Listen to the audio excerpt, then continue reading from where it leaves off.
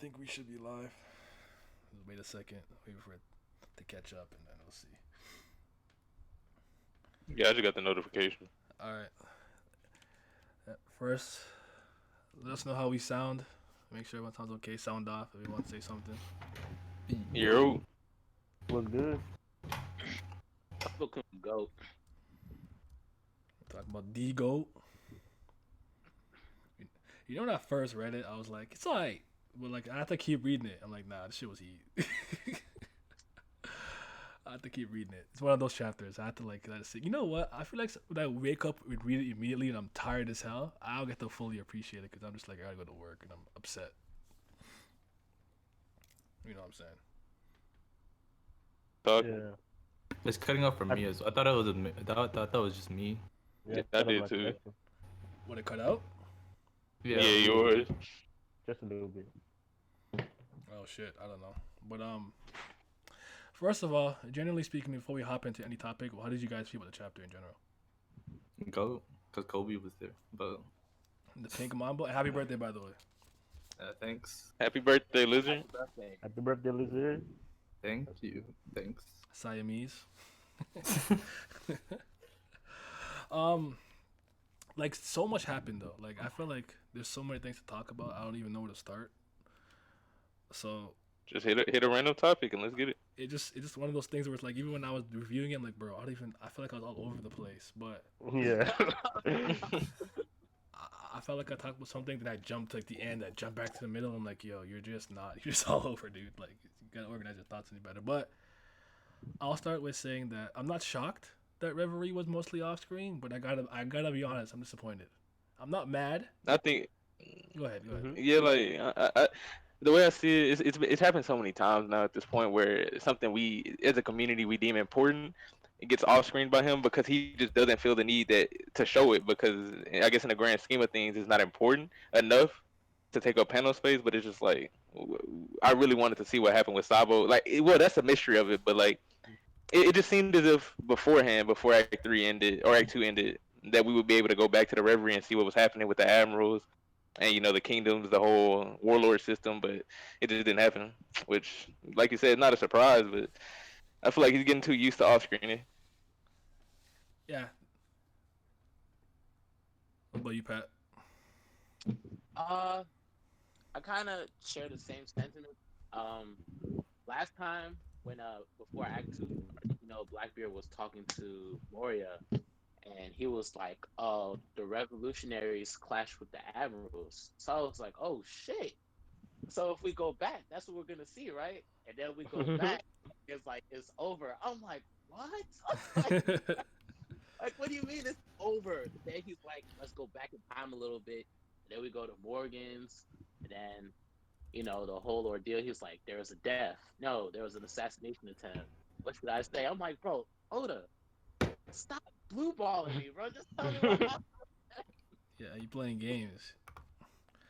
And it's one of those things where like I can't get upset, right? You either do you accept it or you don't. Like this is what happens. This is what it is.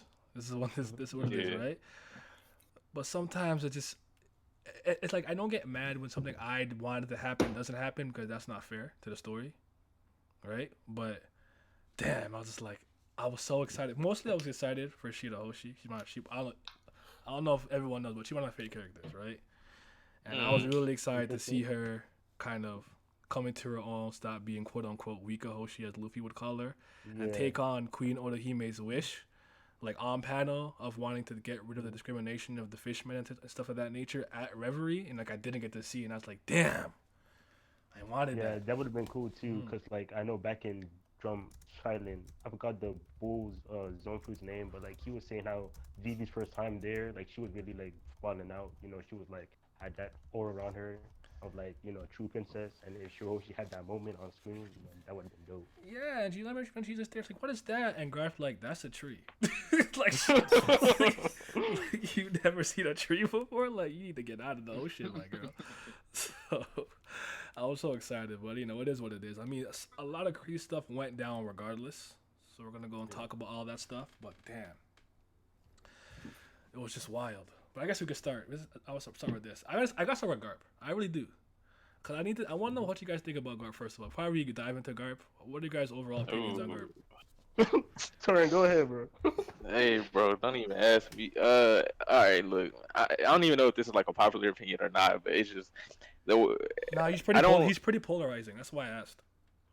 I don't like. I respect Garp, and I don't doubt that he's a capable individual, but his actions at Marineford are what rub me the wrong way. And it's like I can't shake it. Like, oh, even though it's been so long, he hasn't exactly shown up a lot since then. But it's just like it just kind of threw me off his character. And even though he's probably about to do some important things, because it seems like he's getting back to active duty Mhm. now with the whole Warlords being Eventually. abolished and all of that. But it's just honestly I can't say I like his character at the moment unless he redeems himself in my own eyes. Mhm. But if he wasn't so indecisive during Marineford, I would completely like his character. But I just don't like that's what I don't like the most. Because if he would have chosen one stance to take, either help Ace or not help Ace, and stuck to it, it would have been fine for me. But it's just he seems like a kind of person that can't make up his mind, and I feel like that's gonna cost him more in the future than it already has Mhm. about him. Pat. See, it's interesting because I'm in another group chat and I literally had this same conversation yesterday Okay. where somebody was like, "Oh, Garf's a piece of shit, deserves to get criticized." I was like, "Why?" I'm like, "Cause hating Garf is the easy thing to do after Marineford." I was like, "Why? Why do you say that?" And then they were like, "Oh, whatchamacallit, during Marineford, he just sat there and da da da. He didn't do anything to Akainu after he killed Ace." And I was like, "Bro, you have to understand, like, you have to think about his position in the world of One Piece, not just him as the grandfather. Like, this man is the hero of the Marines. Mhm. What kind of example would it look for the rest of the world if somebody who they look to as like the last line of defense against pirates is over here helping pirates?" And they were like, "Oh, but that's their family. He should choose a family over pirates." I'm like, "Yeah, true, but he gave them the tools to succeed in life as Marines. He raised them, he toughened them up, raised them, gave them a foster parent that actually gives a damn about them. Like, Dadan loves them. And on top of that, like, I can't remember, I don't think it was in the manga, but like in the anime when they were having flashbacks to his Luffy, he was asleep, he was talking to Ace, and then he was talking to him, he was like, "Hey, Ace, look, I know you want to be a pirate, bro, but please be a Marine. Like, that's going to give you a good life. Just be a Marine." Like, he tried everything he could. And then in Marineford, he said to Ace, "I don't have any sympathy for pirates, but family is different." And in the end, he chose to have a neutral ground. And I respect that Mhm. because even Sengoku was like, "Look, that's your family, man. I'm not going to ask you to go fight against like the people that pretty much sheltered somebody who you consider your grandson. So you're free to do whatever you want." And then in the end, when Luffy was about to get past him, or he was trying to, and Garp was standing in his way, and then he's like, remembering the times when Luffy was just a little kid, he let him pass. I respect that, man. Like, if he actually had participated in Marineford, it would have been pretty ugly for the Whitebeard pirates. I agree with that. Actually, there's a lot of things you agree with. I'll chime in a second, but Lizard, did you speak on it? I don't remember if you said anything. No, I think Garp's like kind of like I agree. He's kind of like a tragic one where he has like three different people related, like Ace, Luffy, and Dragon. I'm assuming he wanted Dragon to be a Marine as well, Mhm. Mm-hmm. and they all became like people that went against. Non-Marines, yeah. Yeah. So it's like he's not really had the best luck in in the world. He's 0 for 3. 0 for 3, man. Yeah.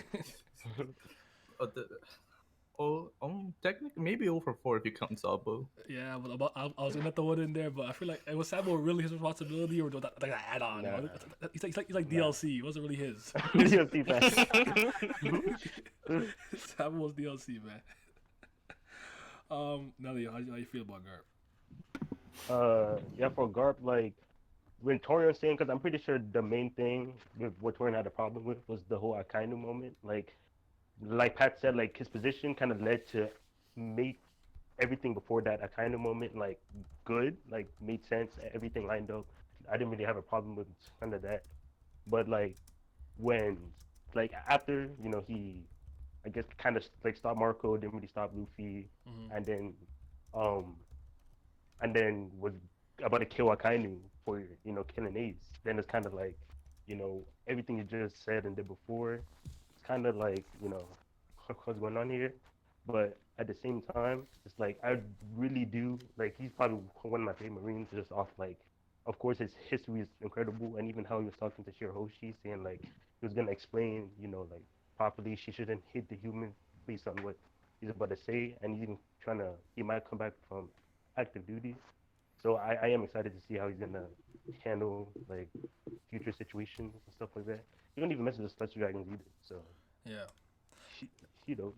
I think I'm a Garp fan, right? And because the very thing that makes him kind of polarizing and controversial is the reason why I like him, because that's just it's a hard situation to be in, and ultimately I felt Yeah. like him letting Luffy pass was him letting him get to Ace, and he did. Ultimately, they did save Ace. Ace was the one. You know what happened? He turned back, and that was what happened, right? So I felt like he ended up making a choice, and the choice was let Luffy pass so he could save Ace. That's the camp that I'm in. But ultimately, he didn't do it himself. I understand.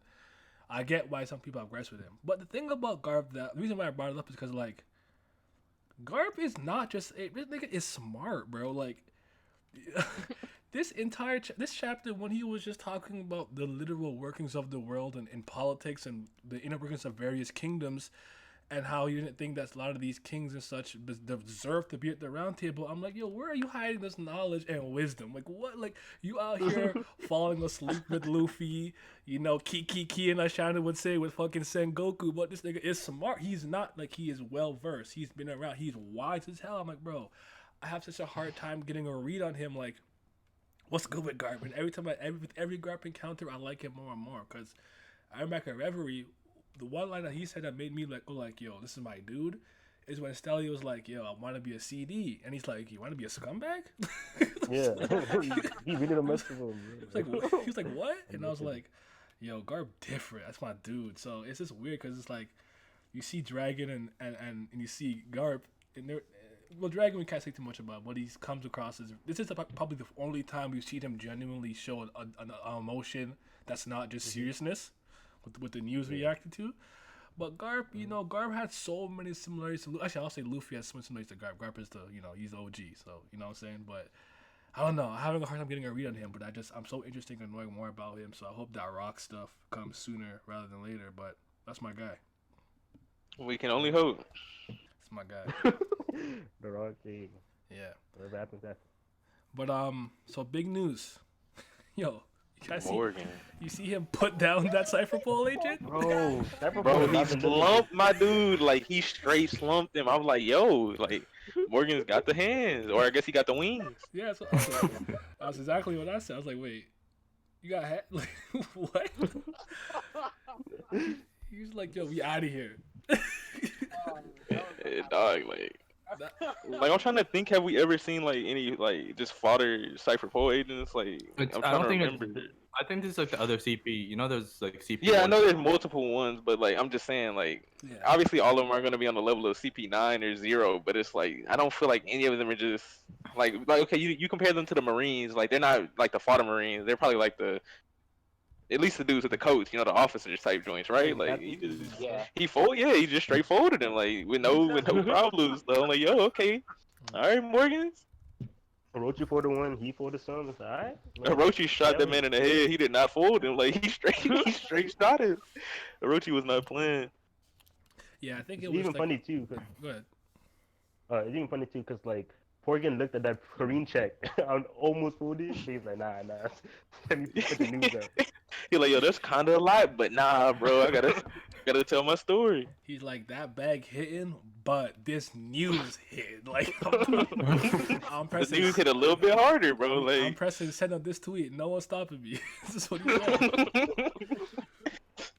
So you gotta respect that. He said he's a DJ. He makes the world dance with his words and his lies and stuff like that, which is a good Which is why I said in my review, take everything you read in the World Economic Journal with a grain of salt, especially in this chapter, because there's a lot Yeah. of misleading stuff in here. I feel. I will talk about it in a second, but I don't know. I love big news. I don't know why. Every time I see him, I just love that guy. It's even funnier to me that now that I know that it's just a dude who just stays in his bird form all the time. Like, what does he look like for real? So that's my guy. So what do you guys think Walpole wanted to leak, say, or tell? Big news. Yeah, see, I was thinking about that, and it's just it could be a like it's weird. I'm trying to y'all go ahead. I'm gonna gather I my think he little might know thoughts. the actual events in Reverie, like, because you know, the theory is like, kind of like it's like framed, or like we know the whole the newspaper isn't on the whole truth. Mm-hmm. Hmm. I think Walpole probably knows more, and he's like, I'm gonna Because tell he's you. literally there. Yeah, he was Yeah, actually there. So Okay. what if he actually knows like the real killer that Porgan said he didn't know? Like, Ah, never yeah, thought it's about gonna be that. kind of interesting. I feel like it's most likely something to do with Vivi because we know he has a connection with her Yeah. somewhat. So it's only logical to assume like, he might take more notice of her than everybody else that's over there. So he might have been around when whatever happened with her and Cobra happened. So He he might might be also yeah. None of you say that. None of like if he was paying close attention to Vivi, he might also notice that the people around her, the people that are normally with the celestial dragons and the people that the Gores they command were paying attention to her as well. So he might know that the world government has some interest in her, Mm-hmm. which would give them more, to go off of with the events that happened, which we still don't know what happened, but I guess you could say it would connect the dots better for Morgans if he knew that they were that the world government is also interested in Vivi. Okay. Um, if so Yak thinks that maybe he heard something about with Vivi and Shida Hoshi and their connection to Luffy, possibly a dialogue between them. I don't know. He said he said he feels someone could lurk in eavesdrop without being noticed because he's ugly. And I like what Don Quixote Rock said because I think if I'm reading into what he's saying correctly, he's saying if not the warlord like the Okai Shichibukai system being abolished, then what happened with Cobra and Vivi. So maybe basically what literally was published in the newspaper was what Wapo leaked. But Mm. I don't remember if that was already on the newspaper or like after the fact. So I couldn't the timeline is not clear to me in that sense, but that'd be interesting. I'm not sure, but I really didn't know what to think about what he had to say because part of me like he's petty. So I feel like it's something small, like I hate. Remember Vivi slapped me when she was 8. I still remember that shit. So it's just like he holding that grudge. So he just got something to say. Or it's about Dalton. Like he's not really. I don't know. I'm not entirely sure what to think. But if anyone thinks of anything, let me know. We'll circle back to it because I think it's one of the most important parts that gets overlooked. But I just don't know what to make of it right now. It's just kind of it could be either or. It could be very important, or like you said, it could just be something stupid. So Mm, it's just hard to tell. yeah. So, misdirection and red herrings in this chapter, plentiful. It's everywhere, all Hmm. over. Or think he's not slick. He think he's slick. He gonna talk about, he gonna imply that Sabo is dead, then cut to Blackbeard talking about you gotta go get it for the Marine gets it. So it implies to Mary don't mean you don't care about that shit. What the fuck is you really after? Like, ain't nobody fall for any of that. So in terms of all the red herrings and stuff he sprinkled in the chapter, what do you guys think was real or not real? So Sabo being dead, the framing, the Cobra thing, whatever theories you may have in your head, or what do you think? Like, what do you think is really going on? He big I- alive. Oh shit, you scared the fuck. I was challenging that one up. Yeah, what's good, lads? What I doing, man? Wagwan. I'm alright. I'm tired, but One Piece out, we move. Mm-hmm. Go. Yeah, what do you think though? It was a really good chapter. I mean, like, it was amazing, but I think it's still one of those chapters where, like, it was missing something for it to be considered, like, be a 10 or, like, a chapter of the year contender. Like, I feel like there was a lot of stuff that was there, but just, like, I think it was just missing that one little thing. Maybe if they, like, put more into, like, the whole Sabo thing, what was going on, or maybe something with Alabasta, like they were talking about, I think maybe it would have warranted it, but it's still a 9 out of 10 chapter. But a lot of the stuff I do feel is gonna be covered next week since we are getting the cover of Jump. And normally when Oda does that, I think we're up for something crazy. Yeah, like with you saying that, like I think the thing it was just he set up a lot of big world changing events and like but that's the thing, it was just set up. We don't know what the actual events are or the repercussions, so it's more like if we would have had one of those events, you know, completely revealed, then it probably would have hit that 10 out of 10. Yeah, like he Yeah. did multiple events, but none in depth. In depth. Exactly. Yeah, I don't think it was a 10 out of 10. I think it's teetering on a 9, but it was really good and it changed a lot of things. It has my mind spinning.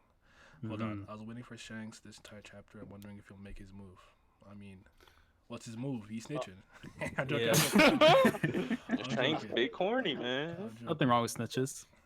You're right. Well, I understand you guys' sentiments. I mean, for me, it was a 10 because this is like one of those chapters that kind of shifts the social paradigm in One Piece. Like, for Okay. them to abolish the warlord system, like all Oh, this yeah, time, that was big. Fujitora was saying that he was going to try and make it a reality. I didn't think this was going to happen until much, much later. Because after the end of Act 1, you know, we had Mihawk talking to Corona. He was like, oh, what's it called? Mario's alive. And it was like, oh, they brought up an interesting topic. So I'm thinking, okay, cool. Later on down the line, that's when they're going to get rid of it. This man got rid of it before we hit Act 3. I'm like, what? And then not only did they get rid of the system, they're trying to capture them. Yeah, aside from maybe Yeah, one that- of them, they're not gonna get captured, but the other ones should hold their ground.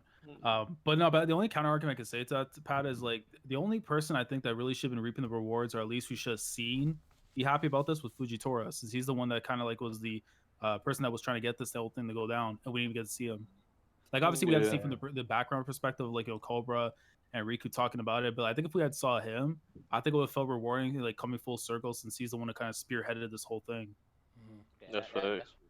You know, so it's like if you say the next chapter we see him, he's like all happy and stuff. It's like, well, you weren't there when it really happened, like in that chapter, which would have been more signifying. But I mean, yeah, you hear. Yeah, speaking of Fujitora too, it's like his bases are taken out of the system. Like you know, how he was saying that Punk made that weapon or whatever. I mean, we're assuming it's a weapon that like He's could done replace the something Shichibukai that can system. replace them and Yeah. keep the balance Yeah, of the three so- powers. Yeah, so I wasn't sure, but I was thinking that like, do y'all think that since they're trying to go after the current Shichibukai right now, like they're using whatever Punk made to like Absolutely. I Stay think they better. are. It would make sense. Because like if there's no reason for them to pull, like if they're telling the world that they're gonna abolish this system, but then also they're not simultaneously showing off what they're trying to replace it with, how could they Yeah, you know Yeah, say that's it what with I'm such thinking. confidence? You see what I'm saying? So it's like if they pulled up on Mihawk, for example, like you can't pull up on Mihawk, bro. Like you just can't do that. You know what I mean? So they gotta have something that they think could rival his power. You know, to at least try to. I don't know what their goal is because I kind of found I don't know. the thing that was the most interesting about that is like first of all that happened so fast. yeah. And you feel like, you know, a So policy, you know, has to get reviewed, be debated, get, you know, dismissed, and then, you know, they try again. So like, no, it's like, nah, it's gone, and it's gone, right? Yeah. But the thing that I found interesting is like Pat said, they abolished the system, and he immediately said, "Get these niggas." Like, what? Relax. Like, you ain't gonna let them like, Yeah. you know, chill in the world. The first thing they do is go right after them. So you gotta ask yourself why. What's the reason? Is this? Garf said they mobilized their entire force, so that means they're putting everything they have into trying to capture all of these Shichibukai. Now, are they trying to save face because of the incidents that have happened because of their system? Are they trying to display power to keep the world balanced? Even if the weapon, like, it's just they could have any number of motives. But like you said, it happening so fast is odd. Because nothing they do ever happens this fast. Yeah. Like throughout, like because you kind of have to. it has to be something You else. kind of have to consider like, okay, is this the Marine trying to show their own competence right here, or like you brought someone up earlier, maybe they're gonna show off the whatever this new power is. They're gonna show that off to be like, yo, we don't. This is why we don't need you. Or it's an opportunity for Oda to show there was a reason why all of these characters became warlords. they're not to be messed with, or is there Oh, a yeah. healthy middle ground? That's what Hancock said. She said Yeah. I'm hoping they that's they what it forgot. Yeah, she said that there's a reason they were warlords in the first place because they were strong, Mhm. and I feel like that's probably what Oda's more leaning towards because if we think about it, the warlords that we have right now, we haven't seen any of them display their true strength, whether that be personal or the powers they have backing them. Yep. We haven't seen it, so Yeah. this could be the perfect time for him to not off screen something and give us these confrontations, and that would add a lot to to the world of One Piece, the world building, knowing where these characters are, what they're doing, and what they're capable of. So hopefully he follows through. Yeah, I mean, like again, I'm not worried with Mihawk and Buggy. Kuma, unfortunately, he's Damn, Buggy. the Yeah, slavery Buggy arc. will get away because it's funny, you know. But That's just shtick. no, that Yeah. killed me. No, it's funny because when I read the first time, I'm like, wait, he's actually about it, and then I see the last part. Nah, you gonna do this? I'm getting the hell out of here. Like, it's That's true. why he gonna escape too. Like, that's crazy. Yeah, I need that man to impel down, bro. He's a comedian. Like I need him in Dofi, bro. yeah. But I'm Throw expecting that man on Weevil. level 6. But I'm expecting Weevil to wash up like those Marines. Yeah, Like it's like- been so long since he's been Absolutely. here. Like he can't be like disappointed. But like Yeah. it depends like who's there also too. Like do we think Vegapunk's like experiments could be there? So Vice that's- Admirals like, That's the I thing, mean, right? we will. and then just Mihawk in general. Like I think you have to send an admiral. Like Yeah, at least you do. one. At least one There's no admiral for question. Mihawk, just because again like what he's been like renowned to be. Mhm. hmm Yeah, like I need me, that Green appearance. Bro. yeah, I think Weevil should be fine. He should, if the rumors about him is true, he should be okay. He, Buggy will he get hasn't away 'cause lost it's funny. one fight. Yeah, it'd be funny because it's Buggy, yada yada. Oh, Buggy Sama, Yeah. Mihawk. Good I'm fucking sick. luck. And then you have Boa Hancock, which I feel is going to be the one who could be. I'm so worried. I'm so fucking worried. Right? She's definitely gonna get the Kobe short, season? the short end of the stick. And I- Bro. Kobe, Kobe, we need to see what Kobe. Here's my thing. I want to be worried, but at the same time, I feel like because these are the two like biggest like Luffy dick riders, they're gonna be sipping tea next like time we see them. Be like, yeah, you know about Luffy, yeah, this and that, and then something's gonna happen to escalate, and then they're gonna have to throw hands. That is a possibility, and there's possibility like he's like, oh, he faked, let you get away or whatever. But like, I'll just say this, and like I'll leave it at that, right? So like every showing of like Hancock, where it's like Pat, we spoke about this Pat in chat, but like, I just want to clarify this because I feel like there was one character that I have a very high opinion on, despite her not getting much to do. It's Boa Hancock, right? With every showing of her versus anyone she's been against has ended in her complete victory, right? You think about her tagging Smoker in the smoke for this is pre-time skip when it was like super impressive. Obviously, she's so gorgeous that men and women have to still their heart to use other means like pain, like in fact, I think it was Momonga that pulled up on her if I remember correctly. Yeah. And Yeah. use pain to resist her. At this You have all the Amazon Lily warriors. They're all extremely well versed in hockey users. She's their queen. Oh, yeah. They're using those arrows. They're flying through trees and shit. She possesses all three hockeys, Haoshoku no Haki as well.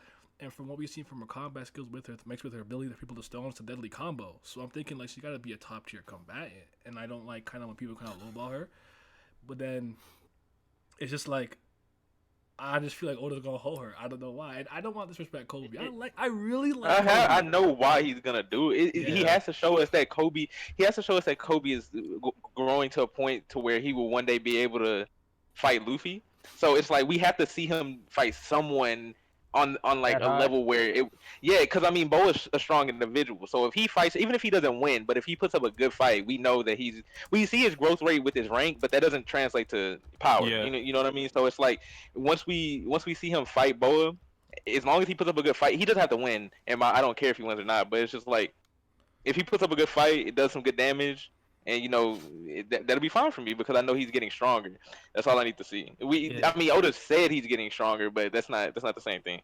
We're So, talking about like, the even though- yeah, even though we're not seeing like the clear stuff. I mean, he went from captain to rear admiral because again saving the princess, which I think still it's a fair accomplishment itself. But even let's say like he does take care of Boa, the highest he can go to right now is vice admiral until like one of the other admirals steps down.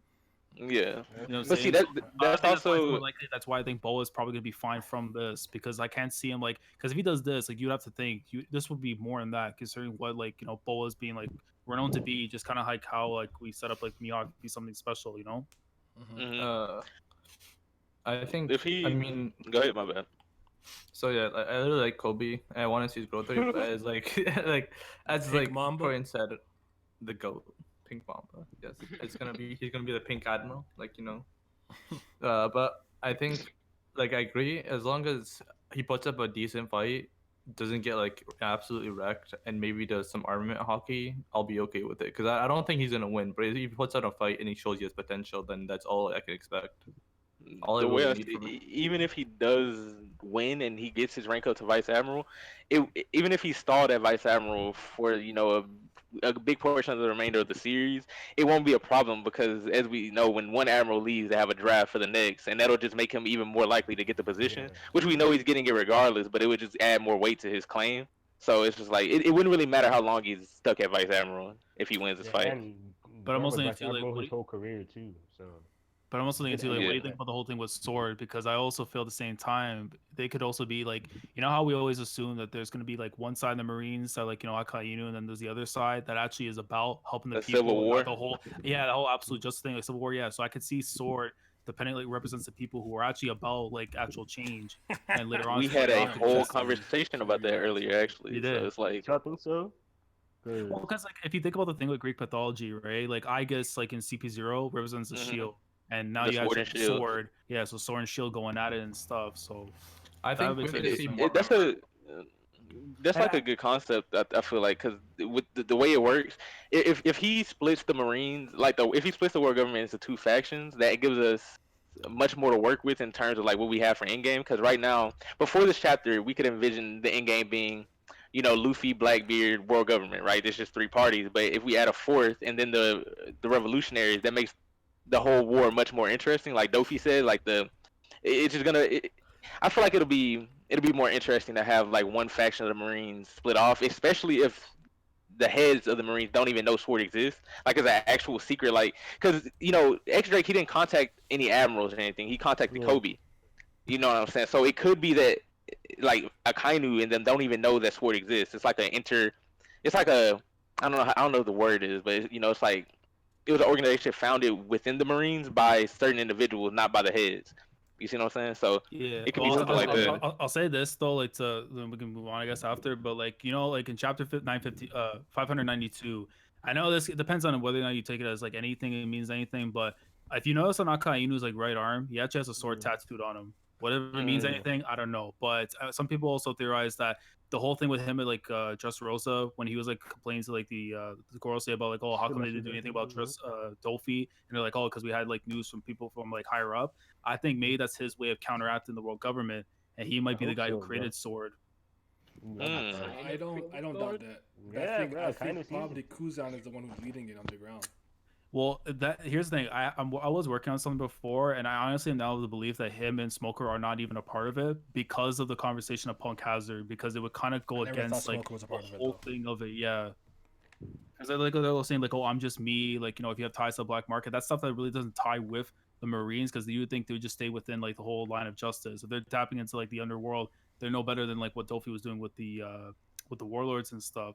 So I don't know. I don't know if I could see him like that. I mean, again, that could change if we see more from Kuzan and like how his personalities worked out. But Smoker I can like rule out easily because it would be weird, because if they were a part of it, like you would know like half the stuff that's going on, right? Yeah. Wait, hold on, Clinton Ryan, was that a thing? Were people saying that Blackbeard was gonna go to Amazon Lily? No. No. Why but his statement in the chapter would not have anything to do with him going to Amazon Lily. I don't. I mean, I seen the thing. Hancock's fruit isn't worth going to.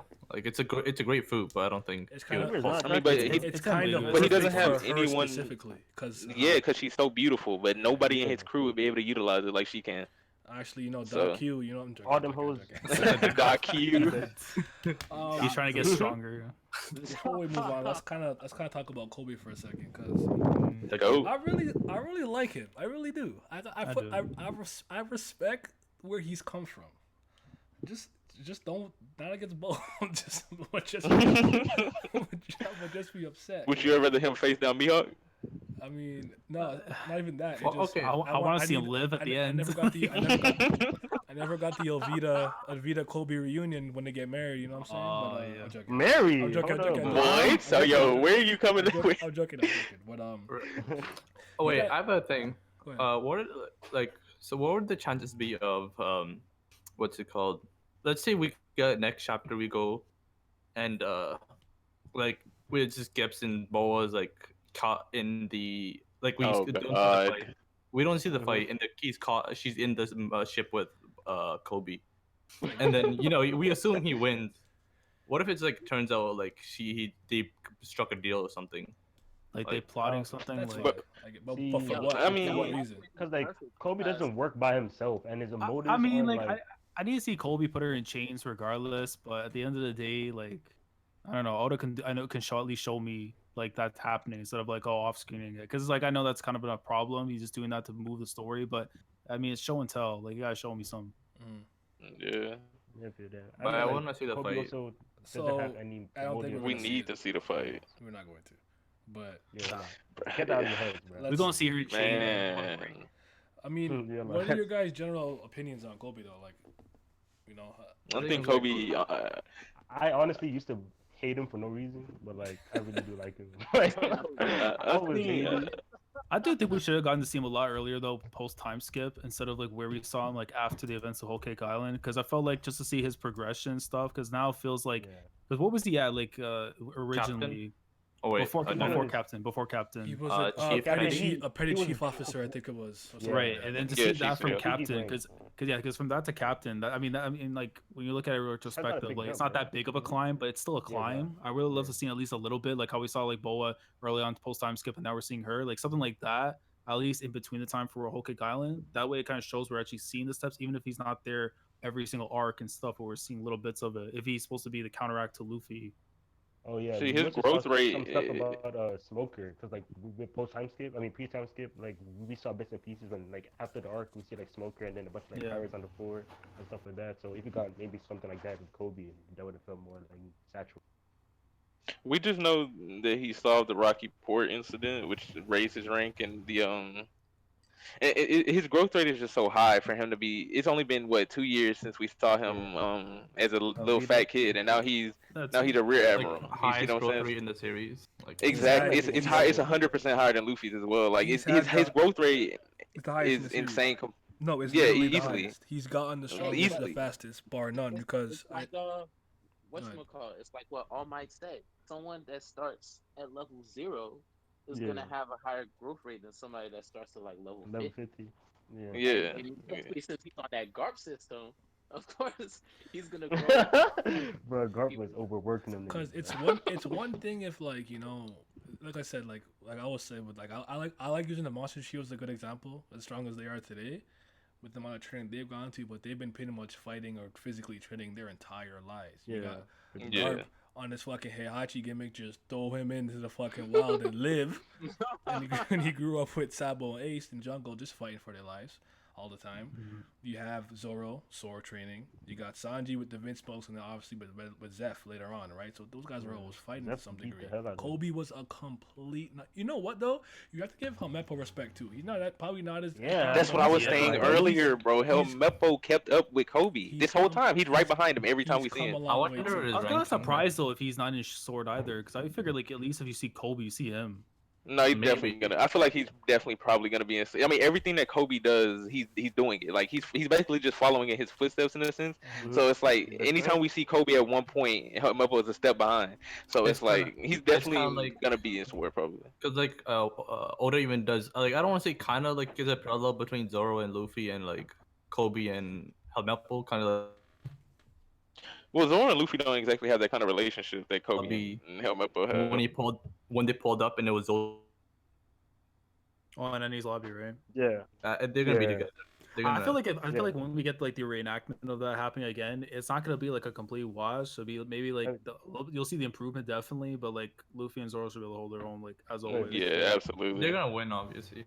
Yeah, but it will show you the growth. Like they're actually able to keep it going for a little bit longer, and it shows like how much they've grown since like their last meeting. I think it's also Yeah. important to note this, right? This kind of as a last thing, and then we'll kind of touch on some other stuff. But with Kobe, also doing we brought the Rocky Port incident, probably we did the Reverie, him saving the ship from the torpedo and whatnot. It's almost like Yeah. Oda's trying to like stack him with marine related accomplishments that can kind of rival Luffy's pirate related ones. Especially him going up in rank, him being a part of Sword, all that kind of stuff. To me, is Oda trying to ultimately scale him to be Luffy's equal and rival in the long run. So I understand why like a lot of people feel like he's ready to pull up on Boa. I just can't agree. No, but Yeah. and the last thing I'll say about Amazon Lily, right, is this is just my this is I would think just my own thinking. If I have an island in the Calm Belt, I feel like I should have a way to just summon all them Sea Kings. Some way. Like, I have a geographical advantage. You have to come to me in the combat. I know they have the ship coated with sea stone prism to keep them at bay, but there should have been they should have some sort of way to negate it or to some degree.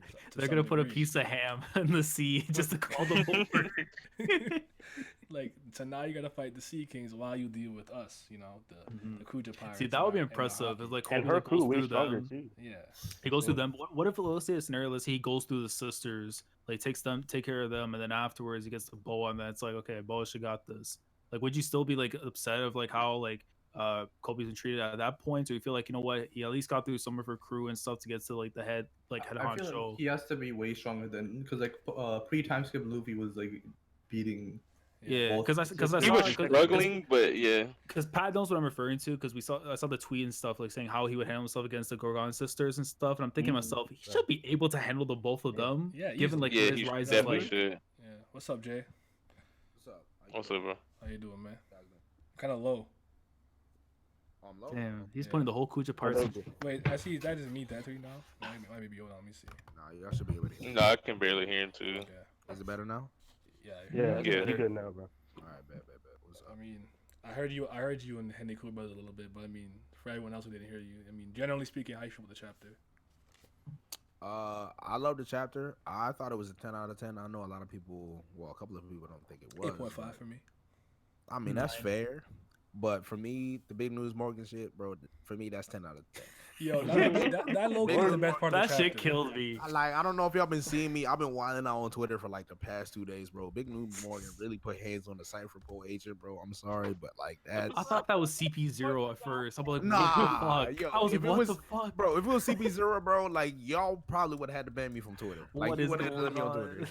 Yo, he really put his hand like it was off screen too, bro. Like that shit was Yeah, crazy. watch him. One panel, all he needs. Bro, the all the he anime needed could be was nuts. a quick 2 hits, bro, and he was done. Like, Nah, the anime's gonna be nuts, bro. It would be like giving him like all like the Mike Tyson feel and everything. Son, Like, if they on screen Big News putting that nigga in the grave, I'm sorry, but like I may have to quit the One Piece anime. I may not. I may not make it to the next episode, yo. that's my new intro. Yo. Just him boxing. Bro, like he just boxed him up. He's like, nah, better now, yo. It's one of those things though. Like he's in the new world. Like you gotta have some type of head or something. Like you Yeah. got the wings, baby. Like, Bro, he's the Stephen A. Smith of One Piece. Yeah, he Yo, got he hands. is, dog. But the worst part is like, yo, this is Cypher Pole, so you What's know up, they Steven? mastered the 6 Rokushiki, bro. So it's just like it's a big problem. Like, yo, you got Rokushiki and Big News still putting you in the grave, dog, after 2 hits. in Come one on. panel, bro. In one Like, panel, dog. Nah, that's too much for me, yo. And then he dipped too. Morgan said, "New headquarters. Like, we out of here." Bro. But nah, this chapter was heat for sure. There was too much. Like it Sabo was was not there. nice. Sabo's Sparked not a lot there of for sure. discussion. Love to see. Black Yeah, I Bricks think more it depends information too on what that. happens next chapter too. Like if we get more stuff that touches upon this stuff, I think it'll probably raise the Ooh. rating for me. But if it doesn't, I'm really then- not trying to go back to Wano, bro. Like, please mean, don't take me back. My problem is like I want to see the Oh, events that's gonna God. go on Wano, but at the same time I need to know what's going on outside of it before I go back in it. Exactly. I can wait a couple more weeks to get the world view of One Piece before we go back to just Wano. I definitely can. Like, it'll be a lot better in my opinion if we I do mean, that. based on precedent, he does one after the act ends. He does one thing about the world, and he goes back to Wano though. So Yeah, that's what I happened think we're- last I time. think Yeah. we're going back, but But this one was much longer. yeah. I don't know Yeah, it because at was the same better. time, the fact that he didn't give us the Kerns now, I think he does want to show us something because it may have some kind of Ooh. part to play in the later acts of Wano. Like once we I- actually get into the actual war itself, it may find a way in it. I think we're not going back because I think after next chapter we're getting a break because it's been like 4 weeks since we got in a break. Yeah, Nah, crack that whip. So yeah. I mean, honestly, Crack that whip. you don't need a break. And I was on break Just 8 to crack seconds the whip. ago. but I yeah, need that Shueisha whip cracking. For real. but if we go on break, then I'm assuming it would be perfect to end all the current events, and then at the end of next chapter we start with like Act 3 start, we break, and then we come from break and we start Act 3 properly. But his Yeah. no, we won't be able to go on break anyway because he just got back from like 2 weeks ago. So he still got another Didn't two he? chapters. Yeah. Yeah, two Didn't chapters. he- Someone said October 4th is when his next one, but Oh, I don't know if that's right. Well, He's not actually, real getting that quick break. too, Jay and Garp. Since you guys, I mean, Jay and Garp. Jesus Christ, last. Facts. Hold Cool on. with it. Good company. No, Good company. the question's about Garp. So, you guys are a little bit after. I wanted to ask you guys your general opinion on Garp. I was just speaking about like I felt like he really flexed his intelligence and wisdom and experience in this chapter. And I just with every encounter, I like Garp more and more. I spoke about how when Stelly asked about, wanted to be a CD, he's like, you want to be a scumbag? Like that was his first reaction. Like this dude is a seasoned, well-read, intellectual ape because you see him, falling asleep with his grandson, being foolish, keying with Sengoku and stuff. But the dude is extremely intelligent. So just what are your thoughts on him?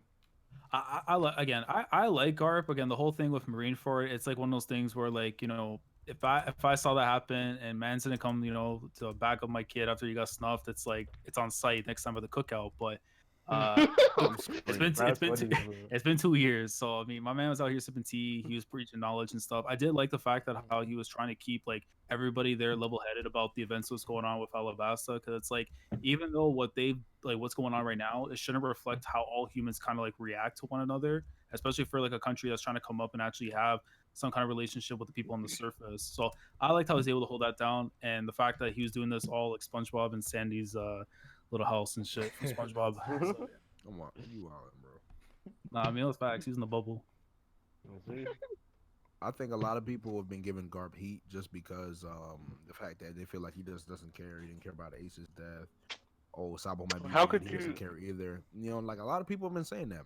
I think that's really disappointing. But I think Garp, like you said, one second. Yeah, I feel like it's Garp. weird. I just feel like Garp's character is really underestimated because the fact that, like Laz was saying, like my man has the intelligence. He's been through everything. He's been through Gold Roger. He's been through the Rocks. He knows the game. So it's just like, yo, there's no need to be overly emotional if you know the game already. I just think his reaction tells us that Sabo isn't dead for sure at all. Yeah.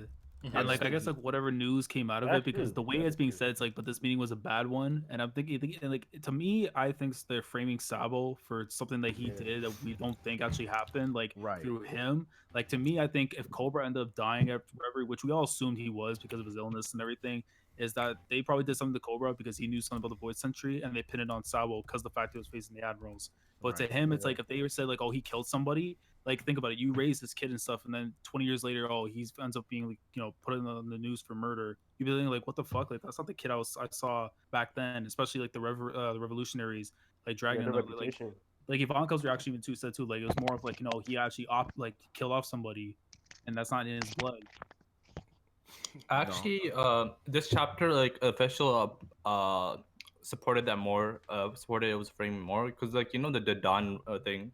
Yeah, Well, like in the unofficial one, like 1 second, unofficial one, like in Gemini's box, he said Sabo, this has to be a lie, which kind of like it says like we just found out he was alive. How can this be true, Sabo? This has to be a lie. yeah. That to me that implies he's dead. Like like he's trying to imply he's dead, but official it says Sabo, say it ain't so, which is kind of more like he might have been framed, and you're like, oh. But I also find the reactions contradictory because I find the way that the revolutionaries are reacting. I mean, this is based on your own interpretation. It's more like there's no way he could have done that. While you see Makino, she shushed on the whole bar. It's like, nah, this ain't it. And she's sad. Like, bruh, like People no. trying to drink. Yeah. Yo, so it's Ivanka really said that like, yo, this man got sexual assault charges on him and shit. Like, dude, there's no bacana, no way. Yo, you wildin'. You big wildin'. Because remember, Morgan was talking to himself, or I guess he was talking to the editors. He was like, there was an assassination attempt, or there was a death. Which one should I post? Yeah, I'm like, what the fuck? Ah. Like, yeah, No, no, like two different things. Wait, like where at but the front or the back of the But newspaper. was it right? like? Yeah. Yeah, he said there's a fatality, and then he said that there was also an So there was a attempt. death. Yeah, and then there was wasn't it assassination. like- There is a confirmed death, and then there is somebody else that Yeah, was and somebody attempted to kill somebody else. And the unofficials, they said there was like casualties, so like, there was more than one. But like here's like just like one person died. Me think like maybe they printed two different headlines because he said make the front page. I did think that. And then, like, the way they're reacting, see, you have the revolutionaries, they're acting like, okay, Sabo did something that's totally out of character. Like, Oh, what the even heck? Chan was pissed. He was like, what the fuck is this? And then you have Makino and Dada, they're acting like they said that he got killed. Like, that's the way they're Yeah. reacting. Yeah. Yeah. Also, shout out to Dadan and Moger and them coming back. Yo, I missed them so much. That's Dadan does fun. not. That's family, man. Yo, Let me the ask you. Don Mom of the Year, real rap. Yeah, yeah. For real. Let me ask you this question before I forget, because Yak asked me like 3 times. I keep forgetting. Well, how did you how you guys feel about dragging not actually pulling up on Reverie? Because Oh my goodness. I I remember felt like there it was being a Well- lost no, opportunity. I'm not mad about it, but I do remember a offhanded line by somebody saying the wind is strong, and usually you associate dragon with the wind. So I did assume he Yeah. was going to show up. I'm not upset he didn't go. It kind of makes sense in a way where it's like, you don't want the most important person to be somewhere that In the dangerous. revolutionaries, And yeah. you gotta be able to trust your officers to get shit done, right? So Mhm. I'm not that surprised. But how did you guys feel about it personally?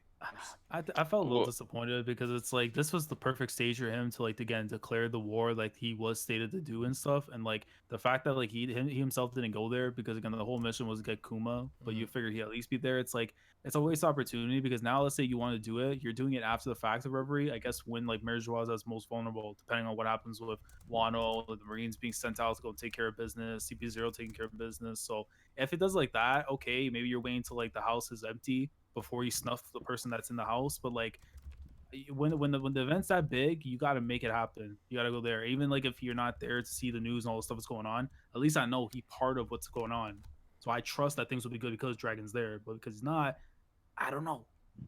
It's just Yeah, like if like you, I'm kind of with what Laz was saying too, and also the fact that we can pretty much assume that they didn't get the goal they wanted, so that kind of makes it worse. That like if he could have been there, he might have been able to turn the tides in their favor.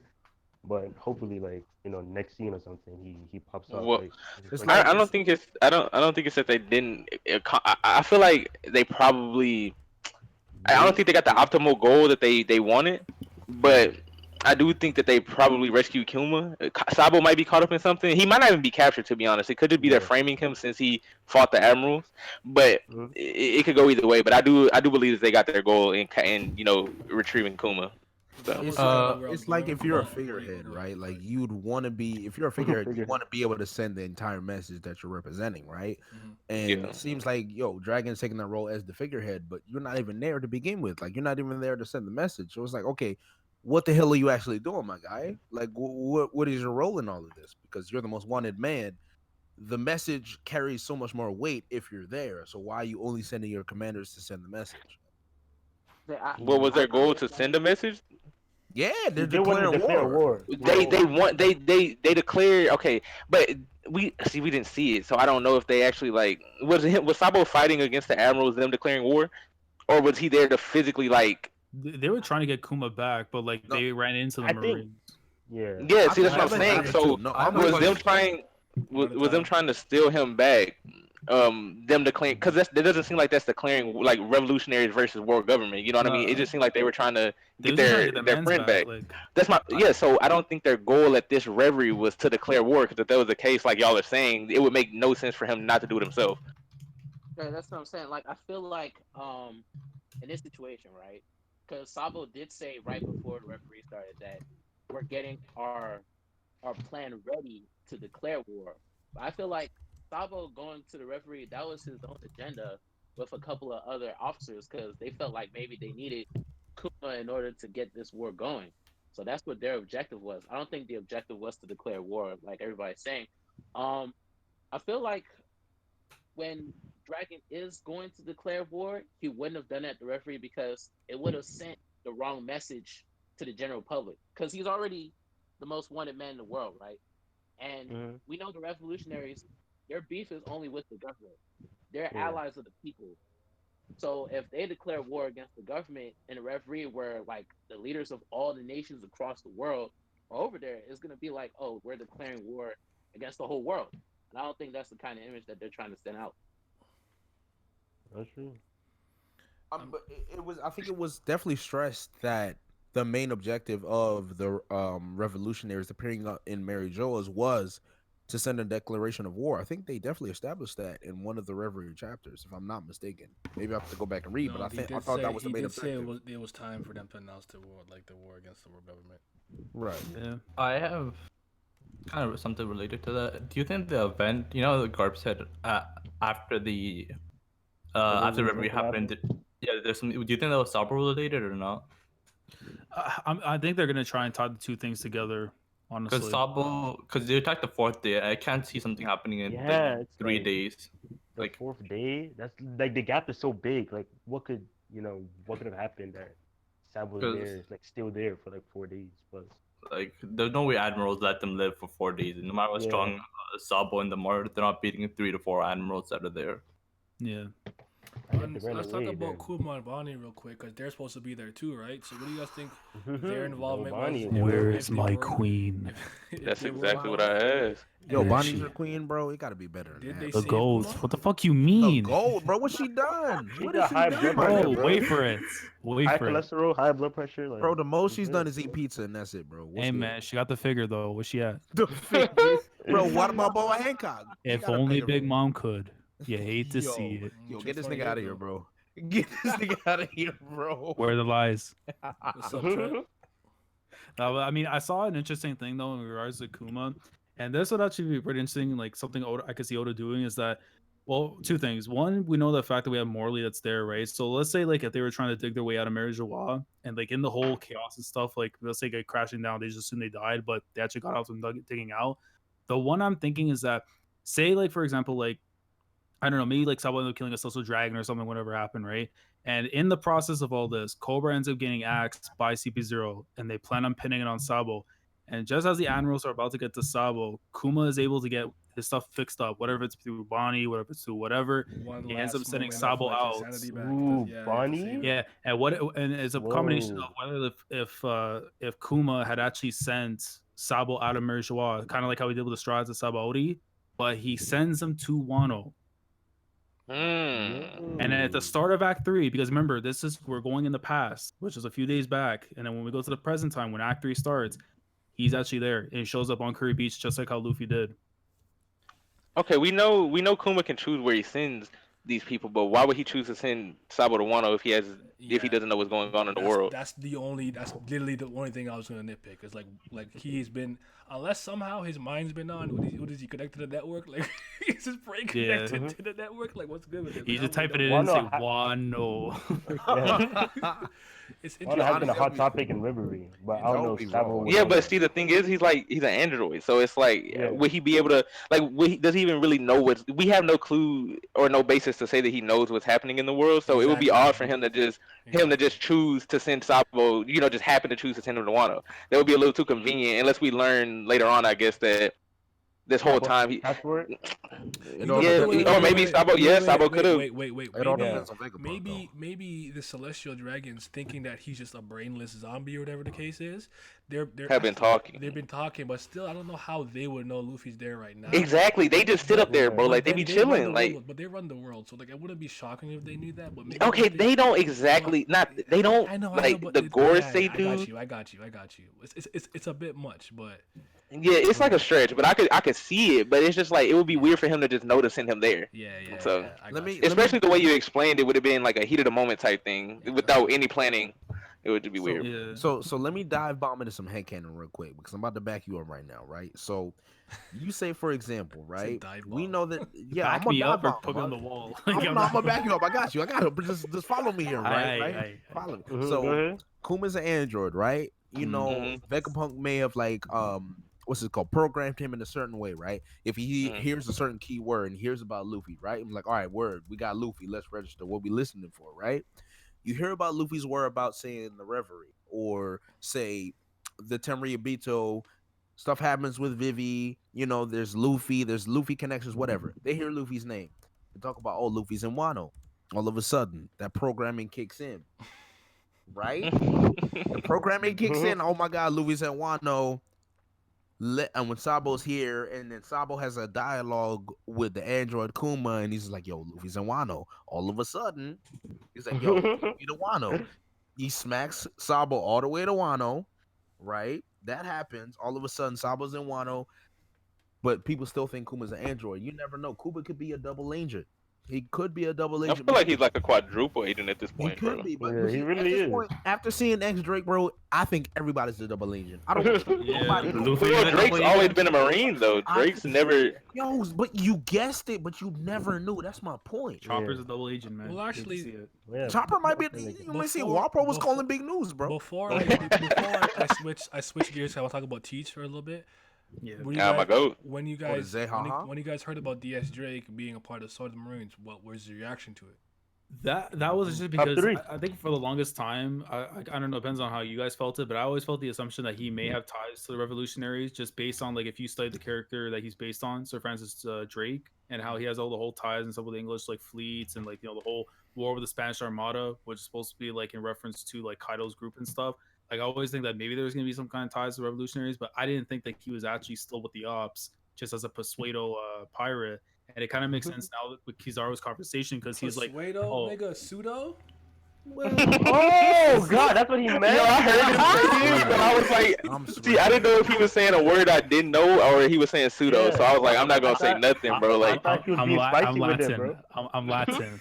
Hold me down. Keep going, you good, you good. I'm Latin. Yeah, you good, bro. But anyways, but I got you fucked me over.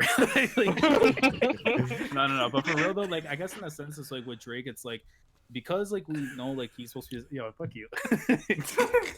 I lost my train of thought. Go ahead.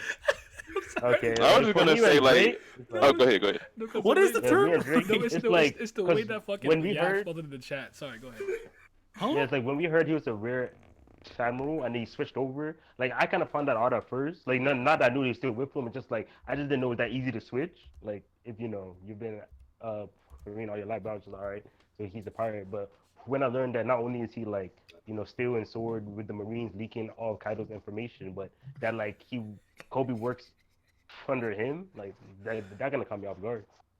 Yeah, like that's my thing. When, like you just said, when he switched from rear admiral, which is a relatively Yeah. high position in the Marines, like there's not much above that. So it's like impressive. It's impressive. it's very impressive. So for you to just leave that and just become a rookie pirate after your entire life was spent in the Marines, these people saved you all these years ago. It like you said, it threw me off too.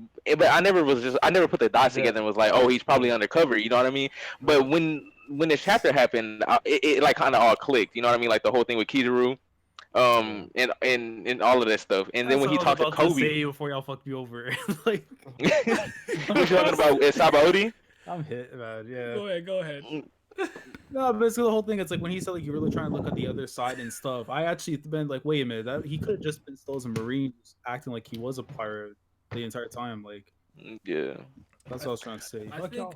Yeah, because that's what connected for me this chapter was the whole their interaction at Sabaody. But my only thing is like to hold it back on is so like because they call him the captain. I mean, I have to assume he has to be the leader of Sword, but also like depends on the Aokiji thing. Like if he has ties to them, you would think he has to be the leader. Well, that's not necessarily true. Power doesn't dictate leadership. So it's like, I mean, it does in some situations, but it could just be a thing like they choose the most capable. So maybe in the position that Aokiji is in, he can't lead them, in the best way. Right. Because he's the whole thing with Blackbeard and how he has to taint himself with the underworld and stuff like that. He really wouldn't be the best leader considering like And if what we're saying is true about them being the side of the Marines that are all for justice and the people, you can't have someone who's I guess like communing with pirates. I mean, I guess X-Ray's doing the same. See, I don't. Yeah, I don't know. I dog. also don't know if Captain is the highest level you could Yeah, go. that's like, true. There's That's true. multiple units. If there's multiple, like Yeah, there people, could be something higher. So Yeah, we'll go with but that. preferably though, I would like it if there's not too many of them. So that way, it's like Yeah. we stay focused on a small amount of them, but at least like they're Yeah. important to it. Like, Yeah. because when we start adding too many people, it's like they're supposed to be focused, and like for a fact, Oda's not gonna give them all focus, like how Yeah. we're supposed to think they're supposed to be, right? you think And there'll the be more people that we don't know? the more people he adds, the harder it's going to be believed that they kept it a secret from the Yeah. other Marines. That I think every it's time he gonna- adds a person. It's gonna be people that are like in story, like maybe like Toshigi or like Smoker in them. Maybe that's I'm also thinking too, maybe even like Gion and Togikake, like the new vice admirals we had gotten. I would like to see Yeah. them as a part of it because that at least gives them some kind of boost in force. So it's like, oh, like these guys are a mix of people that are on the come up. kind of thing. Yeah. So, Do you think? go ahead. Sorry, say what you're gonna say. No, never mind. Because I want to switch topics. That's why. So, say what you're gonna say. Mm-hmm. No, never mind. But just go ahead. All right. So, Marshall D. well, not really 100% switching topics, but so chapter 954, I think page 6 is where you see where Law's is freed by somebody, and Right. before the Drake reveal in 950. That's in 956, 954, page 6, Yeah. and 956, page 13, I think it is. I think that the cloaks, the bottom of the cloak and the boots look similar to me, so it looks like Drake's the one that freed Law. I mean, Yeah. a lot of us assumed that already, but it looks like Yeah. to me it's more confirmed. And I was just kind of wondering why you guys think that's the case. You think it's connected to maybe Sengoku or Roshinante and their joint history with the thing with Doflamingo to some degree, or the thing I found interesting is someone said, I think it was Yaku said it, because of the Rocky Port incident connected to Kobe, maybe him and Law had actually met during that confrontation to some degree, and maybe that's somehow connected. Like, what do you guys think about all that? I've always liked the idea of like Law and Drake actually being like in cahoots together as into like their own like the actual alliance that was supposed to be before like Law ran into like Luffy and everything. Because again, like their history, like even though it's indirectly they're connected because of the whole stuff that went down with Doflamingo and the Birdcage way back then, Sabo, Oda, I've always felt like there was something there that Oda just wants to dive into, but like never did. I think Law kind of knows because I remember like somebody bringing up. I've seen like on the TL like Law like kind of noted that Drake doesn't kill people. Like he doesn't kill any of the he's a pirate, but he doesn't really kill. I think he had an inkling of what was going on. Like he knew more than he was letting on. Yeah, So, like Law being like you said with that moment, and then they it's almost there's too many connections they have for Drake to not have like you said with the silhouette, it's pretty much almost confirmed. But like if Drake was the one to free him, it definitely has to be either from like a request from Kobe or just his connection with Sengoku. So either way it goes, I don't think like he's in on a plan with Kaido and all of that stuff, like to take down the Yonko. But I think he kind of did it out of just like a mutual acquaintance type thing. I don't know if it'll be as deep as we think it is, but Also- I mean, Also, it might be because to them, maybe to Drake, he seems that's better if Law wins? Luffy wins because if Yeah. Kaido and Big Mom win, it's over. It's basically over. yeah, for them. that's true. Yeah. Because especially if that happened after he found out, because like we knew he found out Big Mom and Kaido like teamed up, but we don't exactly know like when he Yeah, did. So like and they're hoping to like at least see one of the two knock themselves out. So in case of the Marines have to show up after, Drake can just be like their shot caller and say, "Yo, roll up." And not to mention too, I think also we kind of also forget too is the fact that how Pooh came up through the gondola and stuff. You have to assume too Drake might have. Yes, that thing. Wait, I said the right thing, I said the goat. What? I was talking about The the poop. gondola. Oh, I thought you meant my pronunciation Oh, gondola. no, you're good. Never mind. No. No, You know what? Fine. I'm No, sorry. no, you know what? I No, didn't we're mean to throw you good. We're off. good. I'm We're sorry.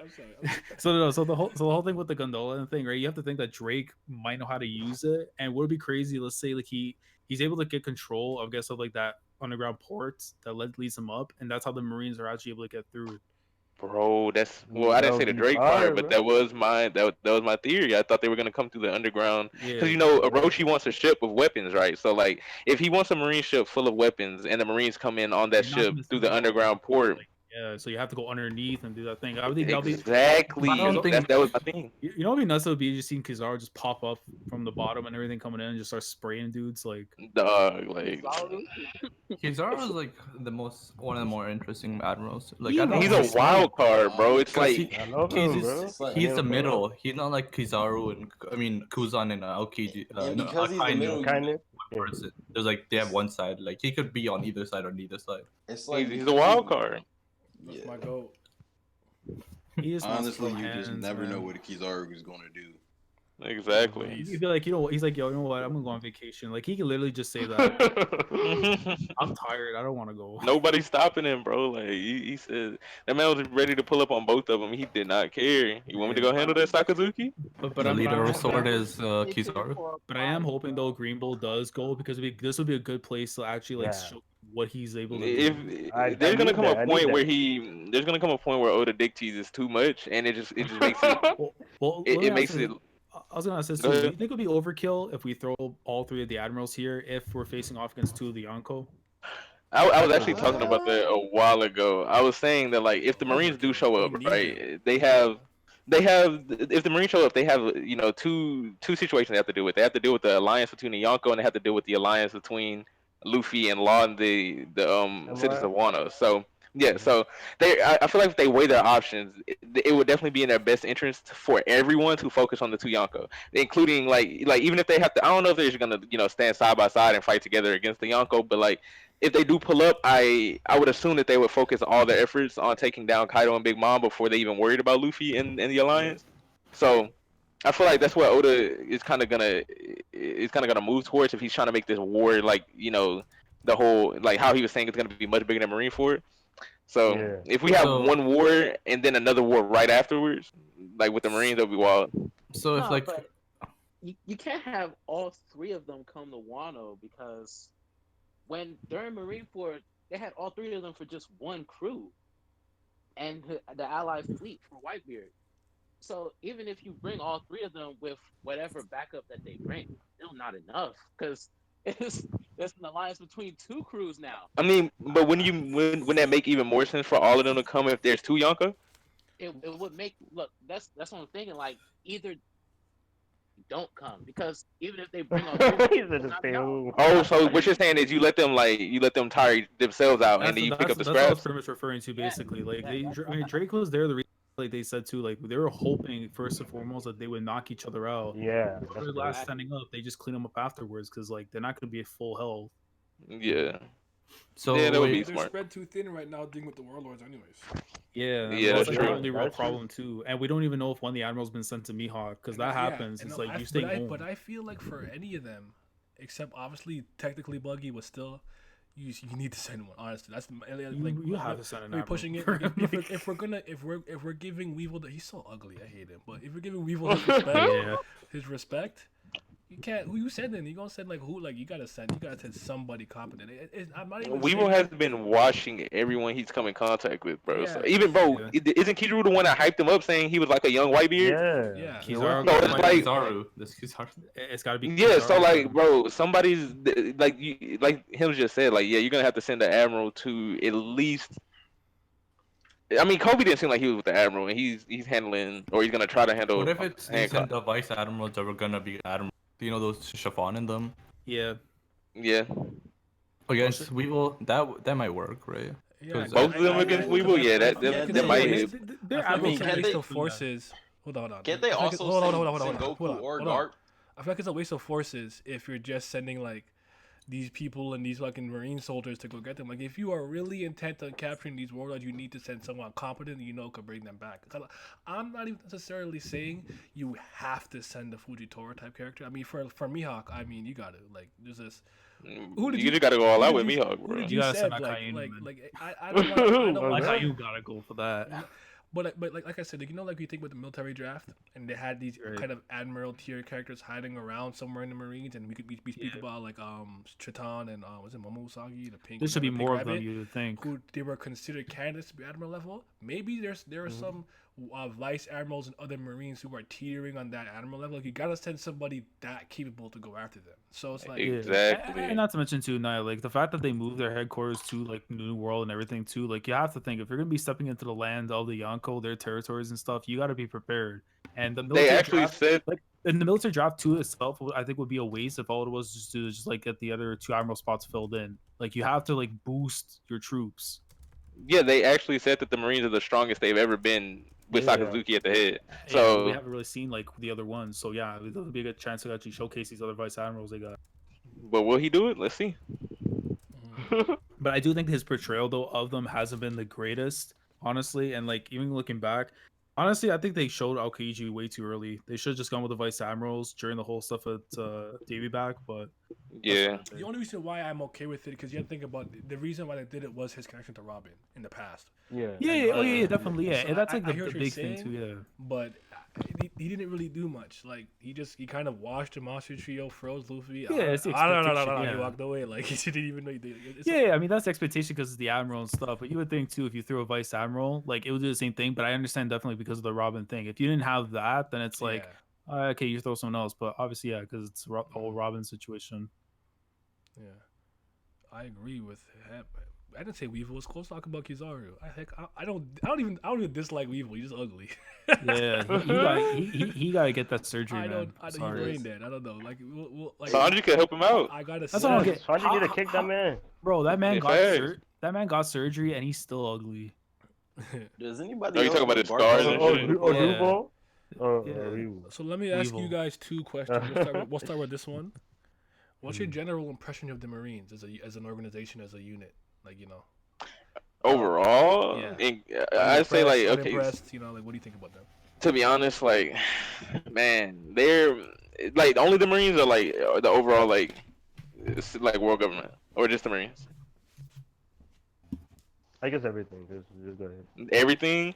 I guess overall they're pretty competent, but if we're just focusing on the Marines, like I'd say they're not the greatest at their jobs. Like they've had many failures, and they've had their own name slandered and like their image tarnished by their own mistakes. Like one with the Warlords, I don't know why they let these pirates run free and really thought that they could put a leash on them by giving them a government pass. That's incompetence. Like there's no way they thought that they would have these powerful pirates and actually keep them on a leash.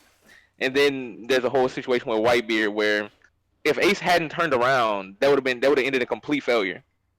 And it's just a lot of situations or a lot of choices that they make seem questionable in my opinion. But I mean, I guess at the end of the day, they still are the world power, so I guess they can do whatever and get away with it. At least Yeah, they have so far. yeah, like overall for me, like on paper, I really do like how like they just function. Like the whole you unite the world every 4 years, have the rivalries, the way they train their soldiers, the ranks and everything. Like that's all dope. And I feel like, cause like the only pass I can give like Odo right now is that like, cause Marines are technically supposed to be end game. Cause like Marines, like for pirates, Marines are like they're always like the last person the pirate will have to handle. Like if the big mom wants to do something, Marines are gonna be in their way. Like that's just how it is. So it's like when a lot of the stuff they do, it kind of gets done by other pirates. Like obviously they want to capture like let's say Ace, but that's pretty much Blackbeard. And then with Crocodile acting up, Luffy had to solve that. Doflamingo acting up, Luffy also had to solve that. So it's like I would like to see more of like the Marines kind of pulling up on their own and solving like their own problems like without any help. That would be fun to see. But like in that aspect, I'm not really too impressed. But on paper, I do like how like what they mean and everything. And so they mean. I'm lukewarm on them. They're top heavy, like at the top, like served vice admirals and up. I like them. Everything at the bottom. But the sword gimmick now that's being brought into place, I mean, now it's brought back my interest with them. But I'm just gonna keep optimistic at this point in time. I kind of like the different views. Like there's Akainu, absolutely. There's like factions of that. That's kind of interesting. Like seeing how how they like And it's even good. one organization reviews justice inside of it, and the struggles inside this Marines is nice. But as a whole, they're nice, but they need to do more. What do you think, Pat? I feel like the Marines are very, very competent at what they do because this is from the story of One Piece. We're in the age of the Great Pirate Era, right? There's more pirates than there has ever been before. So because of that, they have to make sure that the world doesn't fall into complete shit. And we know, like in the society, the way the public views it is Marines are good, pirates are bad. But obviously, from our point of view, we know that that's not always the case. But at the end of the day, there's always going to be instances that I see from Marines that make me really like these guys. Like Smoker, we know Smoker is not like, at this point in time, he's not the most capable fighter that we all want him to be. But the way he can differentiate between right and wrong and just like say fuck the job, like from the beginning with Alabasta, when Luffy saved his life when he was drowning, and then he left because they called him up. He was like, "Yo, Tashigi, I got something coming up, but this country is a shithole, and you're gonna have to use your own discretion to decide what you do, and I'll take full responsibility." I'm like, "Yeah, that's dope." Or well, Aokiji, obviously Akainu, he's a dickhead, so he killed everybody in Ohara because it was like, oh, we can't let nobody escape. But even though he was faced with the person that they really had to take care of, he gave Robin the option to decide how she was going to live her life as a, deference to having taken down Saul, which was his friend. So all It's these little so instances make me like the characters of Marines. They all have different views on how to like handle situations that are presented to them. Like they don't have the same hive mindset. I like their various perspectives on justice. Yeah. True. Because I want to say this real quick, and then I saw Isaac and CJ on the chat, so I want you to speak. But I like Smoker, right? No, I understand a lot of people don't like Smoker because I guess he loses a lot, but like I always say, I'll never understand the correlation of someone's character only being good solely based on their combat feats. Smoker's a good. Grim. It You is- gonna hit me, bro? it is the What's most asinine thing. I don't understand this mindset because I'll be like, man, like the opinion of Crocodile has changed a lot through the years. I'll give it that. There was a time where I'll tell people my favorite character was Crocodile, and the first thing out of anyone's mouth is he lost to pre-gear Luffy, so I can't fucking like him. Like, What he did. I mean, he did. It's not wrong, but that completely invalidates how I feel about him. Like that's it. I just because he lost, he's garbage. That's it. He sucked. Like I don't. Like, I'll never understand that line of thinking. Like Smoker is a nice dude, and he's a good Marine. And he's trying to do the right thing and trying to find out. Like he's finding out how some of the higher ups operate in terms of like, I didn't even do this. It was the Straw Hats. And like, no, we're covering that up. He's like, what the fuck is this? And yeah, he loved and the even, what? yeah, and even when like that little girl bumped into him with the ice cream, he's like, yo, I got you. Get yourself three scoop. Like he's a good dude. Like the man's not a bad character by any means, but he got beaten by Doofy, he got beaten by Lone, so he sucks. He sucks. Got washed by. It's like, Don't forget Virgo. Don't forget so, Virgo. so just because of all those things, all of a sudden he's just a bad character. Now listen, I don't care if you like him or not, but all I'm saying is you can't judge a character purely based off their hands. That's so whack to me. My favorite character in Dragon Ball is Bulma. I kind of like Bulma. Like fuck off. I mean, Bulma got W's though. Bulma got W's though. Okay, my point is, people will say Goku, Vegeta, yada yada yada, but like the character I like don't fight. She just makes shit. You need her, but don't get me wrong. But anywho, Aizen, how you doing, man? So I'm doing well, thank you. Thoughts in the chapter? For me, the Marines, like what you were saying about Smoker, I feel like Smoker has a similar situation to maybe what would have happened to Garp, like. Because Garp now, he just seemed like he's only in the Marines because he was already in the Marines. So it's just like, shit, I might as well stay here. But we know, didn't they give him the feat for taking down Roger? And Roger just turned him Yeah. So I feel like he's probably been through similar situations, maybe even multiple times. That's actually good catch. I didn't even think about that. I think the Smoker and Guard parallels are. I think they're just misplaced, in my personal opinion. I think we're- Kobe. Yeah, I think Kobe. for I think sure. Kobe and Garp is the actual parallel that we should really be. Yeah. But hold on, let him finish his thought. Go ahead.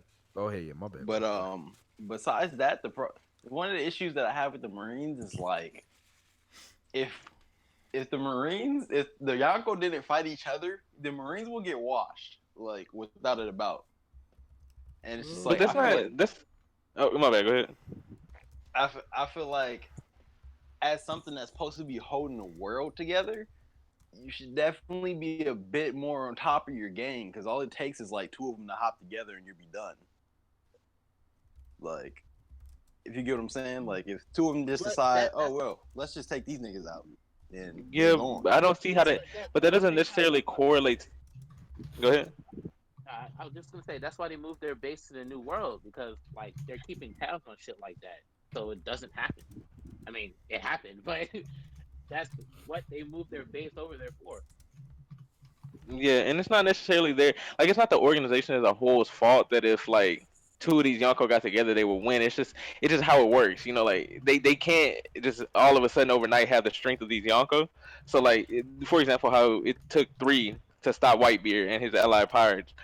But these military people, or the Marines, they can't just up and have that sort of string. So to judge the organization as a whole off of the fact that the Yonko could beat them at any moment, I don't think that's necessarily fair. But Well, I feel like I see what like you. when he was saying that they was top heavy, it's a big thing because like when you look at when you look at like the bottom of the Marines, a lot of these dudes ain't got like. I mean, it might just be because they fought their characters, but a lot of these dudes, you don't see a lot of people hopping in the Marines with drive, or you don't see a lot of dudes who've been like just fastly moving up through the ranks like pirates do normally. So But I it's feel like Yeah, that's I feel like One Piece as a world is a top heavy world. Like every time crew, what matters is your best options. It doesn't matter if you have a deep like. Let's say you have somebody with Kaido in the crew. He's gonna be somebody people with like a bunch of first commander level people, and another crew. Like it's just a top heavy thing. So I don't think it matters that much about people the pirates having more of a depth or in their crew or not. But yeah, Say it that again. was it though. That was it though. like No, repeat the like- last part. My bad.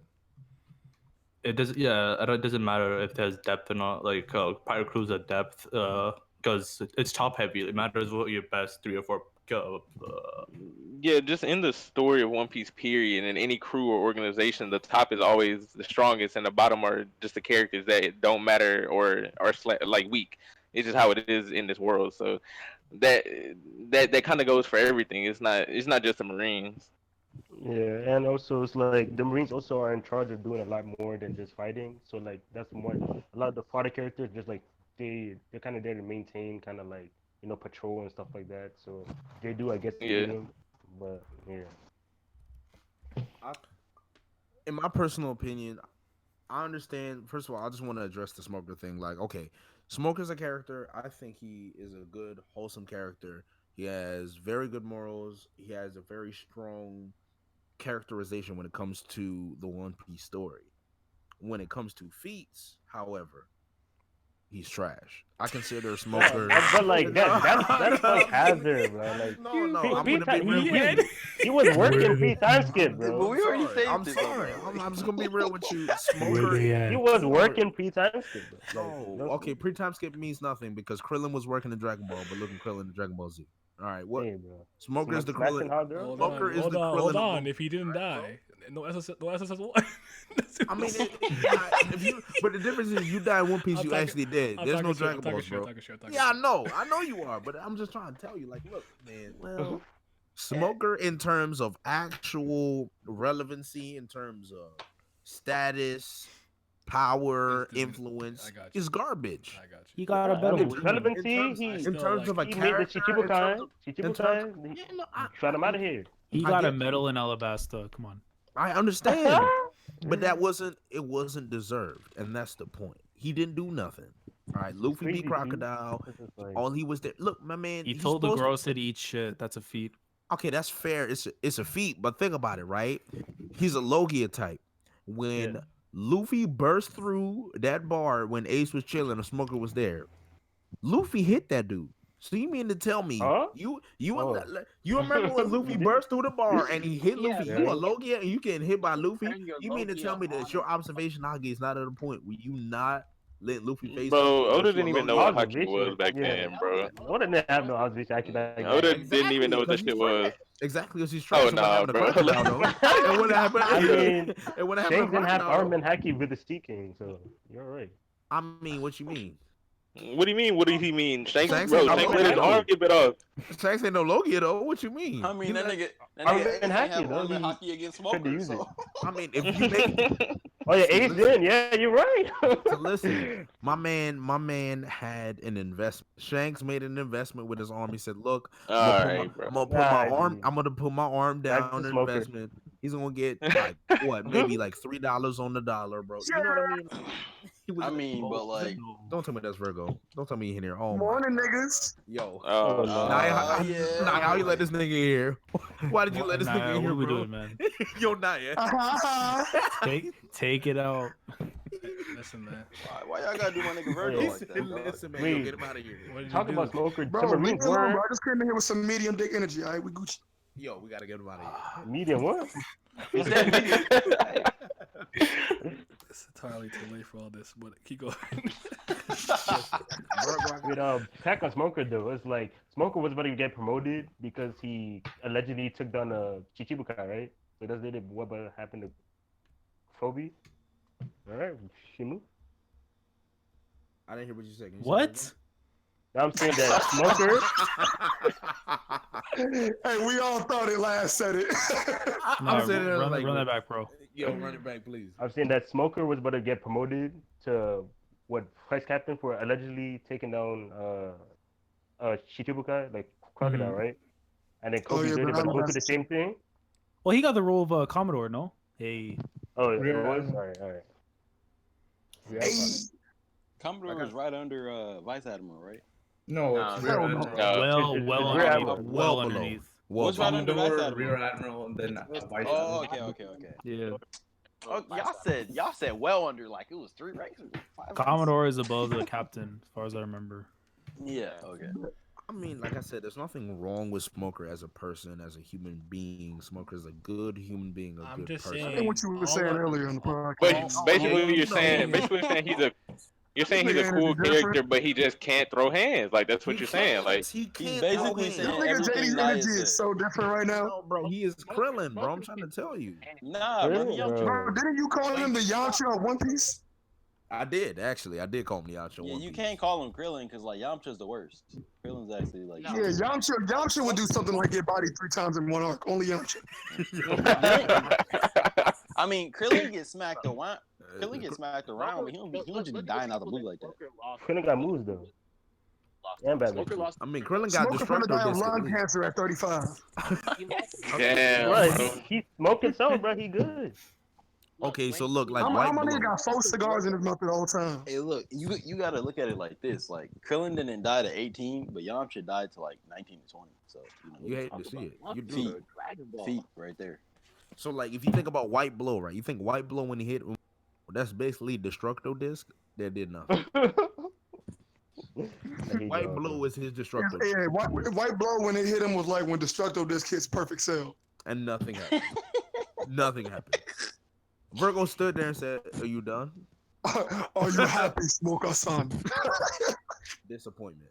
So like, I respect Virgo. Like I said, I'm not going to call him a trash character, but in terms of Oh, Virgo, I'm like, glad I got you here mean in time. What the fuck you just say?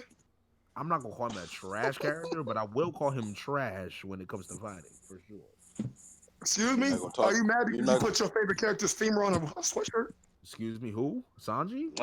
Here we go. Hey, stop Oh, playing. no. Stop playing. We're not doing Bro, this. you're not gonna talk You're about not the doing black this. people like Yo, that. Naya, take control. Naya, take control before Please, Because please. all I know that when he encountered Virgo, he went from a blood to a crip, my nigga. Naya, please take control real quick. Naya, please.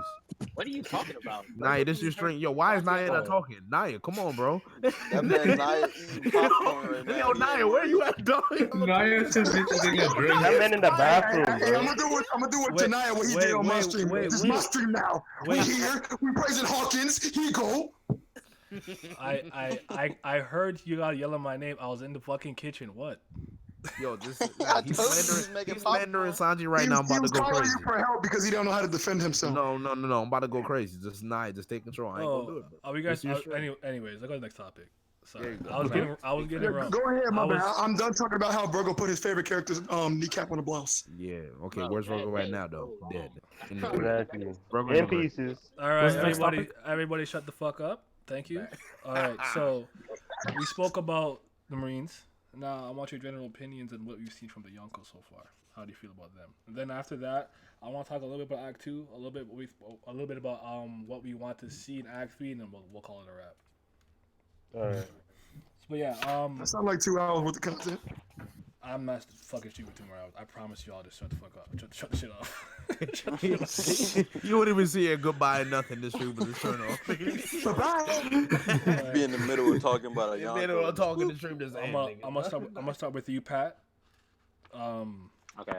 General thoughts on the Yonko. How do you feel about their? How do you feel? Well, I'll say this. How do you feel about their general hype, and mystique, and how they were portrayed throughout the series by word of mouth? One thing I'll say about this real quick. One Piece, right? It's like, I love this. I think it's so good. I think I did a good job with this.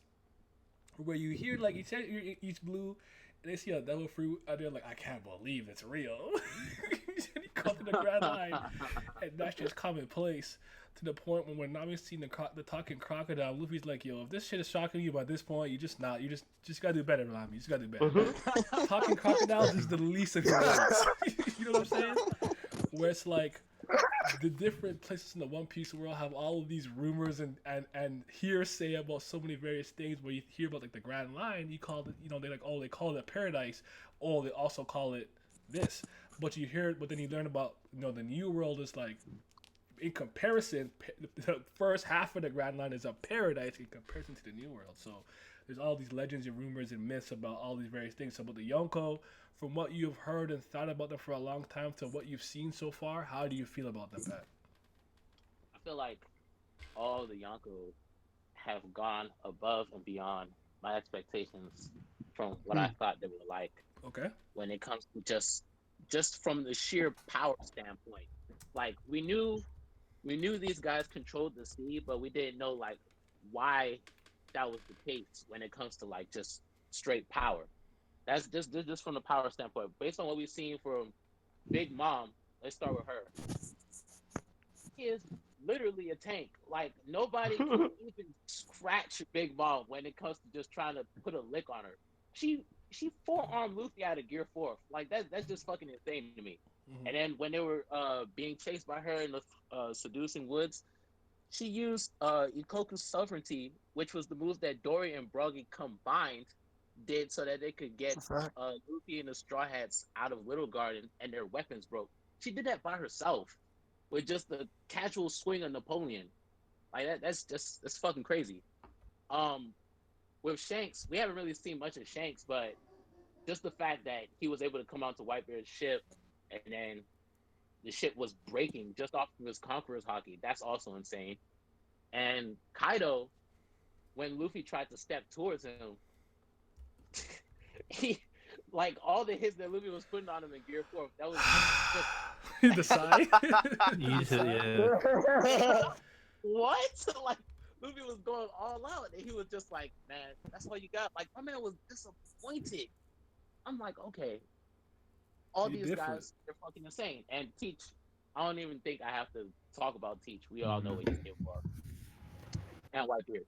But based on like character standpoint, I'm kind of up and down with the Yonko. So all the Yonko have their own vices that hold them back from being like the Pirate King, right? With Teach is carelessness and thoughtlessness. We know he's clever and he knows how to get what he wants. He's an opportunist. But he constantly overestimates his abilities and he underestimates other people. So like when he pulled up on Luffy and Impel Down, he was talking that good shit for a while, and Luffy just had enough and he just knocked his ass back. Like what we know from Teach, he should be able to wash Luffy no problem, right? At that point. But he still got knocked up against the wall because he wasn't taking Luffy seriously. And Fagulin too just ended him. I'll That could have been his whole career right there. I'll chime in on that in a second, but once you finish your thought first. Okay, and whatchamacallit, with Whitebeard, he didn't become Pirate King because he didn't really care about being Pirate King. He already accomplished what he wanted. He wanted a family. With Mom, Big Mom probably has the most competent crew out of all the Yonko so far, just off the way they're organized, the way the top brass like was able to pretty much make Luffy's life a living hell. The way Oven and Mont Dora had the rest of them moving out to make sure that the Straw Hats and the German, the rest of them would not leave Puckleland. They failed, but they were like, you know, putting in a good effort to make sure that they didn't get away. But Big Mom herself, she could be Pirate King, but she's prone to two things. She's prone to fucking losing her mind over sweets, and she's prone to frequent memory loss out of nowhere. Oh, brother. That's literally the only two things that's holding her back. With Kaido, what we've seen from the Beast Pirates, we haven't seen what the numbers can be yet, but we've seen with Kaido, his crew is pretty unorganized, and the Beast Pirates look pretty weak overall. Because Jack had several chances to prove himself, and he failed to get Rizo, he failed to get Doflamingo, and he got his shit embarrassed in front of the general public by Ashura Doji. And fucking Queen just be on his own program 24/7. I like Queen, but he just be doing whatever. King's the only one that's done something like competent when he knocked Big Mom and her crew off the ship.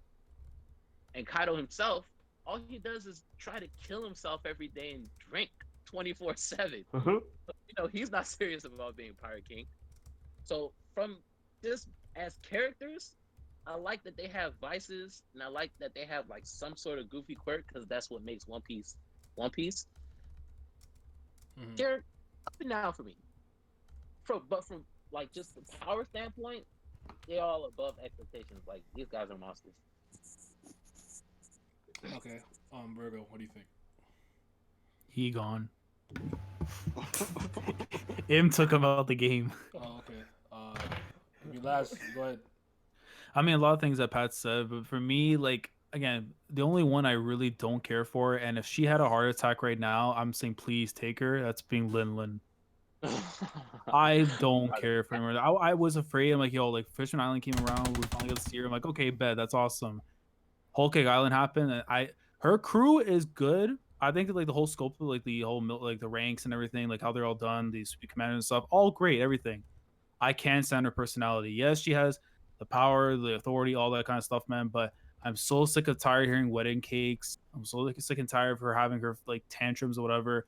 I'd rather deal with the drunk that is Kaido, because that stuff at least is gold, and at least he handled his business. The other Yonkos, like in Shanks and like Teach, is like I just need to see more from them, because really we haven't been seeing them as like the main focus within the first parts of the Yonko saga. It's really just been Big Mom and Kaido. Their portrayal wise, in terms of fights, I feel like this arc has to be our true indication, because realistically, Whitebeard, we saw him when he was sick, and even though it was still impressive, he wasn't at his best. Big Mom, you can make the argument, okay, she wasn't in her right sane mind for her to be doing the stuff she was doing, even though it was still impressive. Like, this chick was out here out of her mind for Cake, and yet she was out here like cutting down things with relative ease, right? So I feel like this will be our first indication of their true might and why they are renowned as being Yonko. Okay. But they've been great, but fuck Big Mom. Just want to put that in there. Throw that in there. Just fuck loud. Yeah. All right, you go ahead, JD. Honestly, Big Mom, I feel like the anime's done more for Big Mom than the manga actually ever has done. I think Big Mom has been slightly disappointing just compared to the amount of expectation I had for her, considering she's a Yonko. But I still hold fast to the fact that when Luffy tried to attack her, he was knocked out immediately, and I think that was good enough for me to realize, okay, Big Mom is definitely packing a serious punch. But all the nerfing, the falling asleep, the amnesia, it was just disgusting to me. To the very end, like, I was just disgusted. I think her washing Queen with 2 hits, that was cool. I was cool with that. Clashing with Kaido, all right, cool. Ragdolled him. I was cool with that. But I need more. Now it's like all you did was set Big Mom back to literally 0. She was at like a -100. You set her back to 0 with the Queen and the Kaido stuff. I'm like, all right, cool. Now I need a solid Big Mom feat to display, okay, this is a Yonko. We are scared of her. We understand. Don't mess with Big Mom, and I'm cool. I'm cool with that. Blackbeard, y'all know how I feel about Blackbeard, right? Blackbeard is Drip Lord to me, all right? Blackbeard, pre-time skip, he injured Shanks. Before the Devil Fruit, he injured Shanks, all that.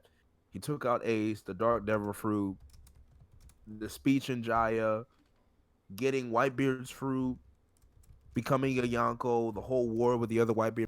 Blackbeard to me, like, I'm cool. I'm cool with Blackbeard. Just keep doing what you're doing, and I'm fine with Blackbeard. Kaido, the Luffy feat was fine. Shanks, I'm cool with Shanks. So overall, I'm cool with the perception of the Yonko, except for Big Mom.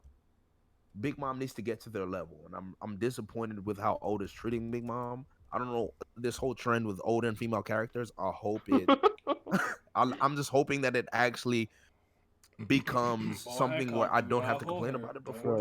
When Hancock loses, the community Bro, goes if Hancock loses to Kobe, bro, I'm sorry, but I'm gonna be the most toxic person on Twitter, and you will have to block me. chaos. I I'm need s- Oh Kobe my to put her god. on chain so toxic no, masculinity can win. Wait a minute. no, toxic man. No, Free no, Laz, no, no, that's bands. right no. there, You think Pat. you're No, doing Like, Free bro, the enough? bands. summer's over. Laz, the summer's over. No, City free boys, we bands. got the W already. Just let it go. City boys got the We W. take it autumn. It's monk. No, It's monk we boy. taking autumn. It's monk boy's fault, We man. take it autumn, City boy winter. fall boy. Yo, You City already boy know. winter. Yer. Yo, not yet. Let me get a big mom feet before we get to the city boy fall, and I'm cool with it, bro. All I need Big Mom to kill a supernova. If Big Mom kills a supernova, Ooh. I would I'm like settled. that. I would like I'm that. very settled. If she's skilled, See, yo, okay, look, Goodbye, I'll kill Apu. out, kill out Pooh, but after I get my album. Yeah. oh yeah, no, we I, need to track. I've We need been to, had, After I've the been had this SoundCloud link pre-ordered. drops. we need to diss track. We need to diss track at the mansion first, and then Big Mom kills a poo, and that's what start the war. I'm cool with that. That's all I need. Get That the diss kid track out. distract, bro. I need Yeah. that. Oh yeah. Big Mom kills a poo. That's probably the greatest chapter in One Piece history by this. All right, Lizard. What? Lizard, your thoughts? Yeah, like Yonko is just like, I mean, like thinking about how the Marines, like the three balance is like the Warlords, the Marine, the Yonko, but it's basically the Marines and like it's like basically 2-on-1. Like the Yonkos, so like the Marines and the Warlords have to work together just to ensure that the Yonkos don't go out of thing. So that kind of tells you how powerful they are. Like each crew, like a weakened Whitebeard was still weakened Whitebeard, and his crew was still super hard. They would have like they almost made it out anyways. Yeah. Like the whole crew is like going one by one. Like as you said, like Jay said about Blackbeard, he's just great. His speech, I think yeah, his Jai speech is my favorite. His parallels to Luffy is just like really great, and like he's like the Yonko I'm most looking forward to because he's the one I think because I've got the Yonko. I don't think they're like they don't like I don't they don't feel like they'll make a move that'll like they'll be able to actually go for the One Piece, but Blackbeard will make moves that'll ensure that he gets closer to the One Piece. Uh, uh, Big Mom, I kind of agree. Like she's been kind of like like Toad. shafted a little bit. Mhm. Like I mean I not as much. I don't hate it as much as some people, but like I feel like they need to do more because like I mean like Kaido when he was drunk and he was getting fucked by Luffy, but then he still one-shotted him right afterwards, so it's kind of like and then you have things like Big Mom getting thrown off the ship by all the Straw Hats. Just kind of, I know it's like a combined thing, but I feel like she should have still been able to do something more. Shanks is just an anomaly. I don't know where he lies. Is he like he's a snitch? I can't Does he I like can't myself. I have to every time. is he a Marine? Does he know where the I don't think he knows where the One Piece like what the Main One piece? Piece is. Yeah, but like Ooh. Shanks. Like Oh, I don't yeah. know. I don't know if he knows, but he knows way more than he lets on. Like, considering that he's able to meet the Agora say he's like he knows a bunch. I wouldn't be surprised if he personally knew Dragon as well. Like he's a man of like a bunch of shit. And then Kaido is just like insane. Like he's drunk. I love his just like not giving a shit attitude. Like I feel like you'd probably even if he knew like Drake was a lot like a spy, he wouldn't give a shit because he wants to fight. Like he literally just doing this because he wants the biggest war in the world. Like that's his... I just dead ass thought in my head right now. What if Kaido were to find out and be like, "Yo, did you call them? Like what? Like yo, I'm trying to have this war. Y'all trying to call your boys?" Like he would do something like that for sure because he wants to like he want to pull up to a marine fort and do a bigger war. And so like overall they're interesting personalities and they're like super strong, so I think they showed up and they've proven more than what like they've proven that they lived up to the hype basically. Yeah. That's Ellie, you? Me? Okay. Like, I pretty much agree with what Pat said. Like, with how I perceived how strong they were, I was just all right. These guys gonna be real strong, but it went way above what I thought. Cause obviously Whitebeard, he's weakened, so he couldn't show off the way he wanted to. But even then, I was really impressed. It was like Big Mom. Like, I just couldn't believe that no one could damage her. Like, what the hell? Like, that was so weird for me. And then, obviously, what you did with Luffy, pretty much what I was talking about her. The Yonkos in general, though, I don't think any of them might actually make my, like, personal top five. But, like, you know, uh, because with Kaido, like, Kaido, being in jail, they just couldn't kill him. Like, I'm the most curious about how his power works. So, like, I'm pretty hyped to see who that takes that.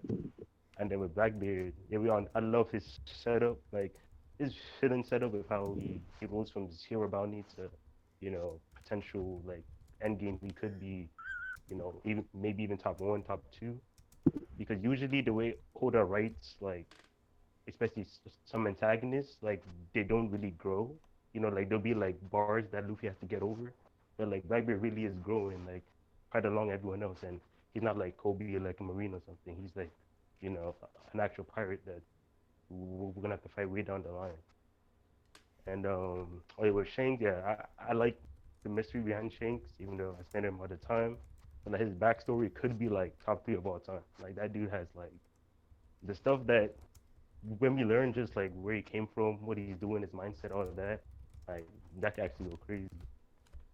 So overall, like I'm like what Oda's doing with him, but there's a lot of room for, like the Big Mom stuff. Like he really could have done that way better. And also, I do like the quirks that they have because one of the things that like the biggest questions with these powerful groups is just like why aren't they pirate king yet? So it's like if you're this strong, like Kaido cannot never lose in 1v1. So like if you're that strong, why aren't you pirate king? And then like seeing these quirks and how they're holding their back and stuff like that, that kind of answers that question.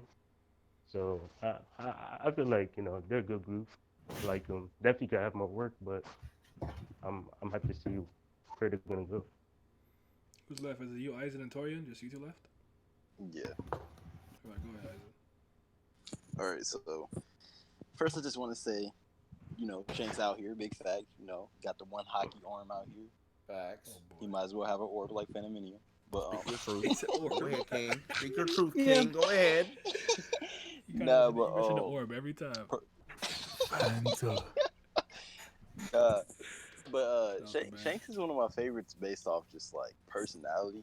Like he has more of a Luffy personality, and Luffy like has one of my favorite personalities in the show. So just off bat, I'm in Shanks' corner. But like everything he's shown so far, even though we haven't gotten much from him, I still believe that like this man really just out here bodying people with a cutlass sword, just like Haki at a cutlass sword.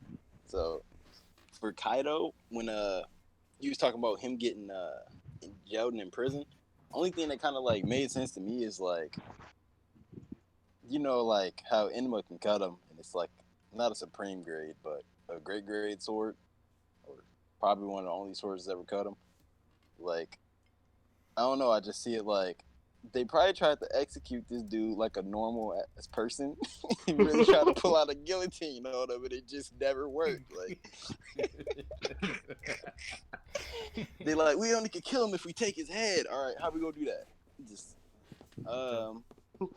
I'm with last. Fuck Big Mom.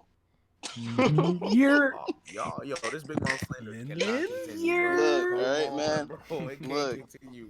oh that bit. Look, I work out every day. I'm not with the candy eating. Get out of here. What you mean, bro? Hey, she Listen, love her calories, bro. Well, how look, would you feel you work out every look, day? they ain't She even, gotta stay they ain't even have to extra do her thick. like that. That don't make no sense. She was fat as a kid, slim at like 20, and then fat again. I'm really That's confused on how her. that What do you works. mean? how The it works, what do you bro. mean the metabolism kicked them, then it went away? What are you talking about? What's wrong? I So don't, you I mean to don't tell me you know, want to man. smash on them ears, bro? You want to smash on Big Mom's? Hell no. What you mean, bro?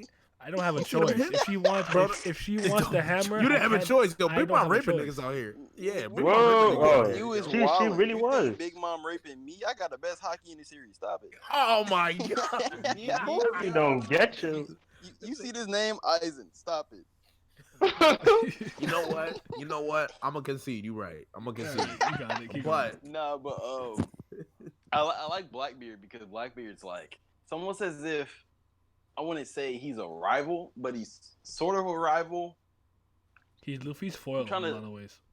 Yep. Yeah, like he kind of presents like he's a rival, but he's a rival that's not even there. Like I don't know if you guys ever seen like Magical Index. I don't know if anybody ever seen that in there, but the main character in like Magical Index, Toma. how Accelerator is kind of like his rival Mhm. in an evil way, but they both kind of had the same goal. But Because he's a level 5, and technically Tomo's Yeah. level 0, Esper, and the thing with Masaka. Sister's arc is that's one where I of my kind favorite arcs, by the way. of that's If you've like never that's seen the that only shit, example go. I can really think of for that case. But I got you. Yonko so far, like the only thing I have, like I don't know, I just feel like it being so top heavy, it's just like it's crazy now how top heavy it is, like because like what I don't know who said it earlier, like they surpassed his expectations. I don't know which one of you said that earlier, but Goes back. yeah, like it's almost as if like the Yonko could probably just solo damn near his whole crew by himself. If he really felt like it, like that's just this. I don't know. I just find it kind of disgusting. But like I was telling somebody, I don't know. It's so weird because I know the series been going 900 chapters, but like somebody was talking about how Luffy now. I was in a Discord. And they were talking about how Luffy now could probably just like body category. Like the Luffy right now would probably just body category. No, he he bodies wouldn't him, but I body think he wins No. convincingly. Yeah. If you get what I mean, he would win convincingly. Like there's no like he will struggle. Like Concrete's not a scrub, but Luffy would be clearly stronger. If you get what I'm saying. Yeah. Yeah, but like I was just thinking like, and we talking about he would be the person right under Big Mom in this crew. So like for me, it's just like I wouldn't say it's moving too fast because like we're 900 chapters in, but it just felt like such a huge jump. No, I get Personally, I got you. Yeah, like, but that's really all I have. All right, Torian, end it off, and then we're gonna hit the next topic, and then. All right, as a group, I think the Yonko are very impressive considering they basically hold I'd say about 50% of the power in the world with just 4 pirates and their crews. So that's them as a group. I think they live up to the name, but individually, I feel like Oda could have done better on pretty much only Big Mom I have a problem with. Because I feel like if she didn't have these issues that she had, just as the flaw, like her character flaws are much more severe than the others that we've seen so far, in the sense that it hinders her to such an extent. So I feel like physically she would be the strongest. Like she doesn't have a scar or a scratch on her body, and we've never seen anyone be able to hurt herself but herself. Like for example, when she lost her mind and she scratched her knee when she hit when she fell on her knees. That's the only time we've seen her hurt. She killed 2 legendary giants when she was 5 years old. Like she's just a monster, but her mental issues hold her back severely. So that's just how I feel about her. As long as hopefully this arc, now that they have that alliance, she shows she can show me that she's more than just I guess like an obstacle that Oda put in the way for the supernova, and she can live up to the Yonko title for me. So that's how I feel about her. Blackbeard is my second favorite character, and easily the most interesting Yonko out of all of them. Obviously, he's gonna be the most important. That's not even really a question, like in terms of the future scale of One Piece. But even strength wise, he has the Gura and the Yami. With the Yami, I feel like the Devil Fruit itself is probably the most important aspect of his power. Which I mean, I'm pretty sure all of us have heard the theory that he put the tarp over Whitebeard's head to be in complete darkness to utilize his fruit to the fullest extent and be able to steal the second Devil Fruit. So I feel like him having the Yami and the Gura puts him in position to be once he has more experience under his belt to be the strongest Yonko. It will considering the other 2 are about to be out of the picture. Kaido, his crew, disappointing so far. There too. What you mean? Hold Huh? on. You said what? There, like in terms of people who just not rock with him. What about Batman? Like What about Batman though? I mean, Batman, Batman's admiral level. Are we gonna sleep on Batman? Like, Yes, see, sir. it's just- bro. Fluffy pillow too, bro. Batman is Like, like Kaido- equivalent to Kong. Facts. Hold on. Speed Like out. Kaido and his crew, it just doesn't like he doesn't mesh well with his own crew, like his own crew members. He sees them as like Big Mom. She obviously doesn't respect her children as much as you would think a mother would, but like Kaido's on a whole different level. He literally does not care about his crew members. Like he probably cares only about his commanders, because like we see him, with Speed. She was under control of Thomas Dingo, and he didn't care. Like he didn't care about the situation. He He just just bodied cares her. if you're strong. Dingo. Exactly. All he cares is that if you are of use, and if you aren't, then you're out of there. But is it not his own fault for just recruiting anyone? Yeah. You see what I'm saying? So it's like he does it to himself. He's putting himself in position to take the L, which he's going to eventually, because there's only three people on this crew that are going to be able to put up a fight besides him. In the grand scheme of things, like compared to the Alliance and Big Mom's on the side now, and the Marines. So I mean, Queen. That wasn't really a fair first showing against Big Mom. That just is what it is. It's a Yonko. Jack, I do think it's unfair for people to just automatically call him a L, because I mean you got to look at the situations he was placed in. Every single one of them were completely unfair. Like he has to the citizens of Zoe were never folding. Like they weren't folding on Rizo, bro. It just not happening. So like he was never finding Rizo. That's unfair. No matter who the person was that showed up, they were gonna take the L the exact same way Jack did. Yeah. Wait, Exactly. They still wouldn't have said anything. And then we have the Doflamingo situation.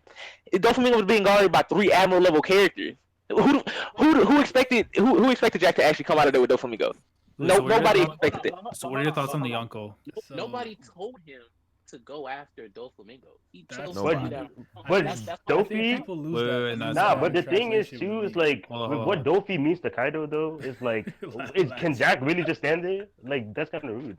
Yo, You what's know? that? Yeah, but yeah, like Kaido, like his, Saying Goku and but Goku Tori, yeah, stand back. Moshi Don't go. mosh. Bro, but Kaido needs him, bro. Like you can't let him go to like. I mean, I guess it's inevitable, but it's like, come on, dog. What do you Like, think? But yeah, has to- Kaido is a Yonko himself. I think he's impressive. His name invokes fear, and even the characters that like we've seen are extremely impressive, such as Dofi and people like that. The Marines want nothing to do with him as long as they can, as long as they can help it. He strength wise, he showed us what he could do when he one shot at Luffy, even speed blitzed him actually. So yeah, that's Dofi and Shanks. While his reputation is impressive, I don't think he earns I don't think he's quite earned the praise the community gives him as such as like people put him on this pedestal like he's gonna be the strongest Yonko and all of this, and he's just super raw. Like I agree that his showings are impressive with the Whitebeard conversation, him showing up to the war, stopping Kaido from however he stopped Kaido from entering Marineford. But Henny and Bacardi. but like yeah. Overall, as a group, I think they're very impressive. Individually, Big Mom's the only one that I really am disappointed by. And Blackbeard just needs more time, even though he's already given us a lot. And I think he definitely deserves his title as Yonko, strength-wise and character-wise. What do you guys think But he's yeah, really that's- after? Blackbeard. I don't think it's Mary no me. That was Luton? obvious misdirection / red hair. Is Naya low for anyone else? Yeah, I little bit can't low. really You're a hear. little I'm low. actually really far away from my mic. Am I better now? Oh, yeah, better. Yeah, yeah. I was you good. leaning the Told y'all he fuck was back. making I'm so popcorn. tired. I'm leaning the fuck back. Sorry. I'll repeat that. What do you guys think? Shanks, Jesus Christ, teaches after Blackbeard. because Oda obviously is implying Sabo's that yada yada yada, and if you think about the Devil Fruit reincarnation cycle, you think the fruit went back into the whatever fruit it may be, and it's like that's when it cuts and transitions to Blackbeard. It's like, oh, we about to move before the Marine can get their hand on it. But what do you guys think he's really after? Because my dude is smart and methodical. The two things that came to my mind immediately is somehow he either found out something related to the Pluton, but the poneglyph specifically that Robin did not tell Crocodile the truth about. When Yeah. she said it's just a history of the Futari family, she was lying. Definitely with the Yeah. Pluton. Or that he found out somehow that Kaido and Linlin are on Onigashima and the whole Cake Island is free. Rio Poneglyph, that's mine for the taking. Those are two things that came to my mind immediately, but what do you guys think that he's after? Personally, I think and I'm gonna go with what you said, and I initially said this at first. I think they mentioned, because you remember how Walpole mentioned that he had news for big news. So maybe they mentioned the fact that okay, in the poneglyph in Alabasta, that there is information about Pluton.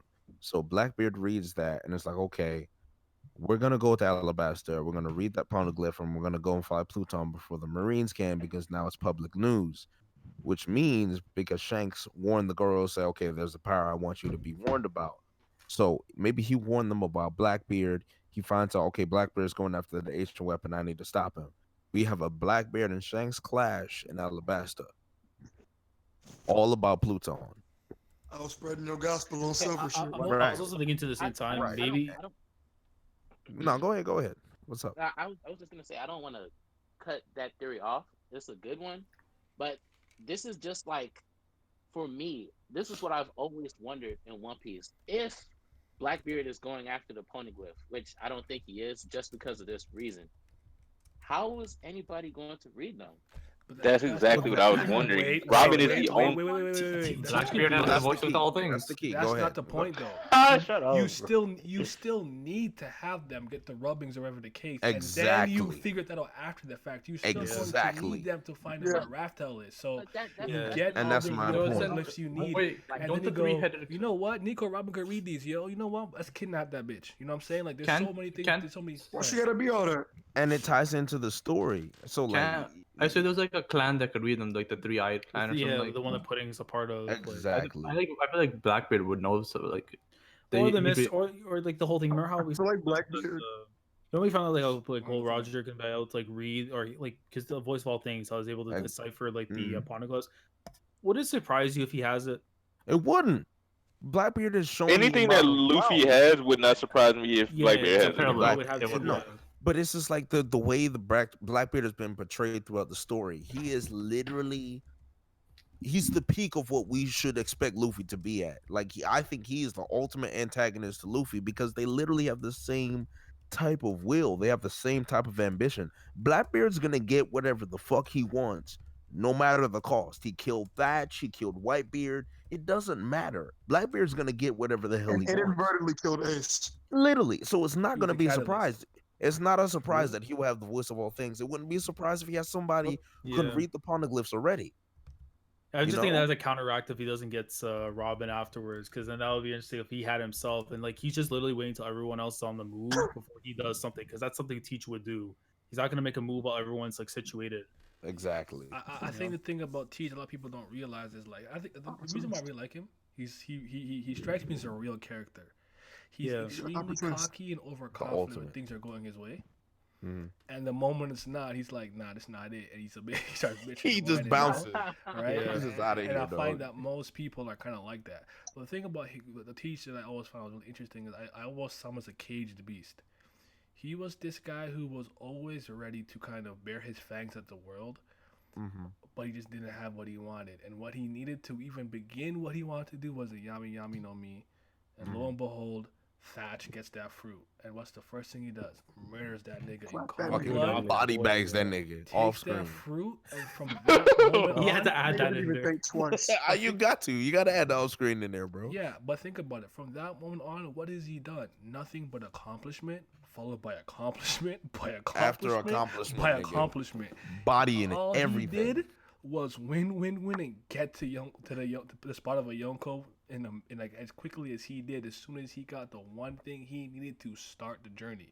My dude is methodical. He plans well, and he always strikes at the opportune moment. Oh, Whitebeard's fighting against the Marine. He's kind of on his deathbed. Now, I got these level 6 inmates. Now it's time to pull up. You know what I'm saying? Yeah. So I always think that Big he's facts. he's thinking about the best way to make certain moves. So when he was about to move out, I'm like, he about to do something crazy, and I can't fucking wait to see it.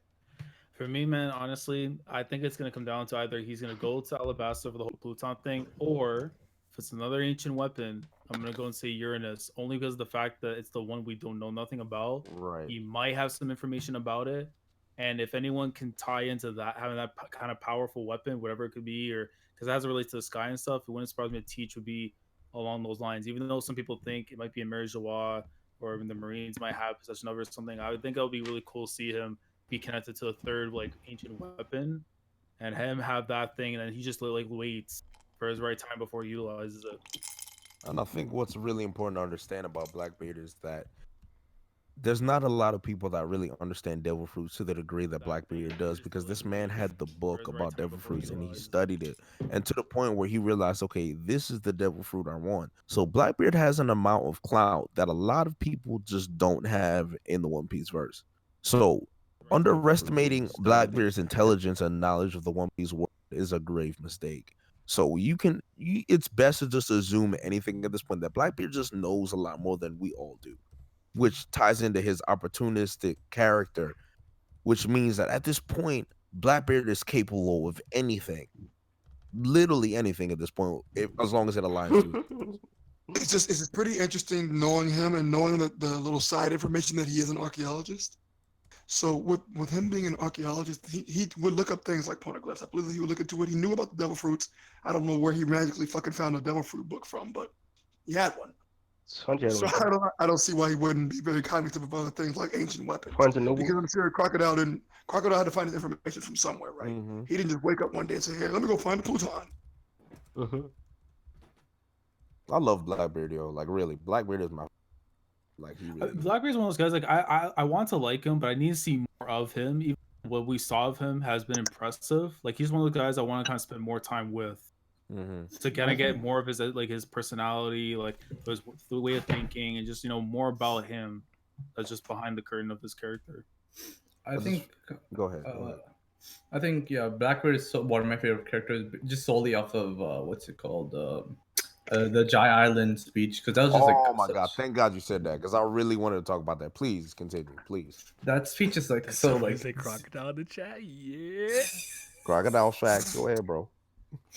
But yeah, like that speech is amazing, and see how like what he says parallels how kind of like Shanks, where he just like you see like you kind of see Shanks in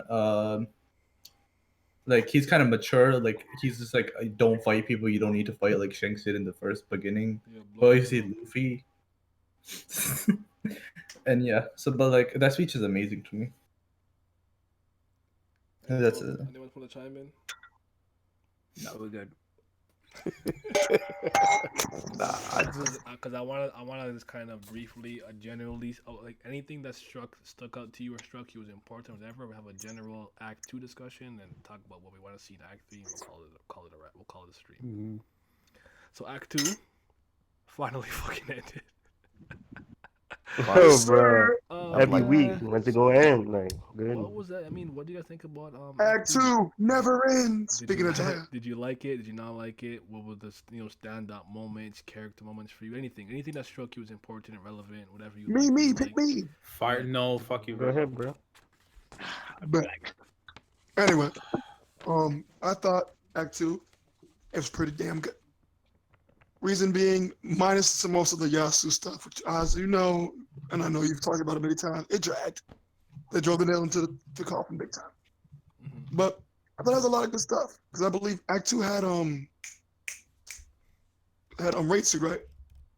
No. Yeah, it should, because Raitsu was post-title, I think. I like that. Where Act 2 basically waned for me, obviously, the Big Mom shit made me very upset. Yes, and I get it. I guess you could say there was a logical way as to why she. No, I don't. I don't think so. No, don't do it. Don't even go down that route. Yeah, I don't think so. There's not. It's inexcusable from a writing standpoint, in my opinion, and I don't know. I feel like it was a big slap in the balls. But other than that aside, I enjoyed it. I think it was really realistic of Luffy getting his just slap back when he tried to face Big Mom with his newfound powers, so to speak. Obviously, Zoro getting Ammo was cool. I thought there was like a lot of little aspects which made me not hate as much of the stuff that I didn't like. I mean, take away Big Mom being retarded, and well, yeah. I shouldn't say that term. I shouldn't say that term, but like unfortunately, pocket, bro. But unfortunately, it's like honestly, man, Big Mom, I'm just sick of her. She needs to die. Aside from that, and maybe the dragging of like Yasu and like the whole thing, which I can understand from Nice's perspective why he didn't like that. Act 2 was fire. Y'all capping. I agree. I enjoyed Act Two. I mean, there was parts of Act Two that really Kinda like laugh, Luffy. Zoro drove my season. blood pressure to a But point I where it will just say turned this with into Act Two, it's like the reason like Oda had to do some of the stuff is we understand that by the time the actual war happens, you're not going to be doing the exploration stuff that you normally do when you're on an island. So as soon as that war begins, it's time to shut up and we fight. So no more exploration. I don't want to know what the alleyways of this and that. That's what Act Two was there for. Maybe some of these things that he could have like reduced in time to actually like go through the things that should have been more important. But again, Act Two you kind of need the exploration stuff because Act Three is here now, man. Like we're throwing hands. That's all that But you know matters. it's still coming though. You know they're definitely gonna have like dialogue points in Act Three where it's gonna be there's gonna be a couple of chapters where you'll get the Act Two vibes from. Yeah, Maybe in the beginning, Maybe in the but beginning, I yeah, agree, but once the battle starts for sure, okay, we'll definitely get all the action we need. But like I think Act Two was strong for Luffy in particular, just because okay, we got the reason why Luffy cares so much about Wano and his influence in Wano is kind of like we didn't really all like Fishman Island, but like Luffy's legitimate reason for liberating Wano, besides Tama, in Udon prison, the speech that he gave, it's like, okay, Luffy has the clout that he needs in Act Two and the clout he needs in Wano in general to actually save Wano. There's a large mass of people that understand what Luffy brings to Wano and the fact that he's gonna liberate Wano. Everybody understands that now. He brought Momonosuke to Udon. Everybody knows okay, Momonosuke is allied to Udon. He met Hyoguro. He's met a lot of big figures in Wano that gives Luffy the platform to really make the impact that he needs to make on Wano, like he's done in Alabasta, Dressrosa, and all of the other arcs. So I think Act Two was a great setup for Luffy to have his setup to actually make an impact. I know for me, I really enjoyed Act Two because I feel like since we've gone into the time skip, One Piece has gotten more and more and more serious, and like it's not a bad thing.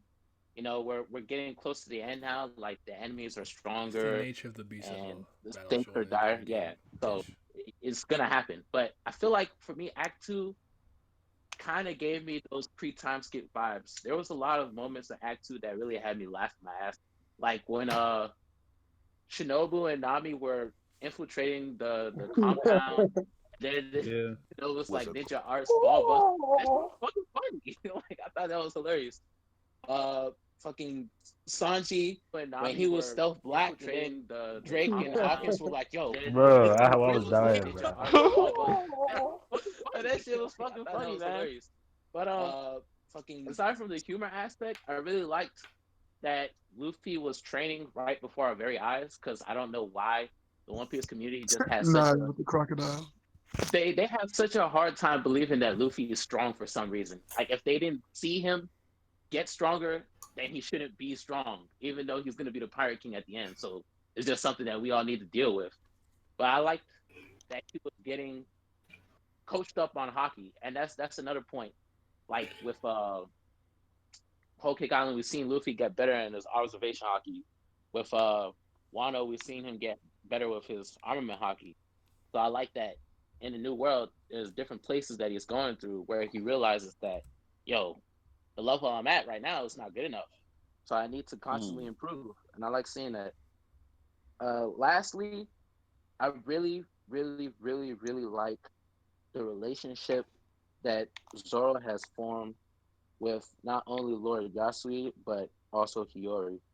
And like the way Oda has given him some Zero sort of smashing. tie into Wano, like off the history, because we know he's from Shimotsky Village, and we find out it's called Shimotsky Village because somebody whose last name was Shimotsky came to his village when he left Wano a long time ago, and then the Wado Ichimonji was made by the same person that made Emma, and fucking just off the fact that he was able to bond with Lord Yasui in such a short amount of time, and then to see him like get killed like that, and the way he's been going after Orochi, like he's been.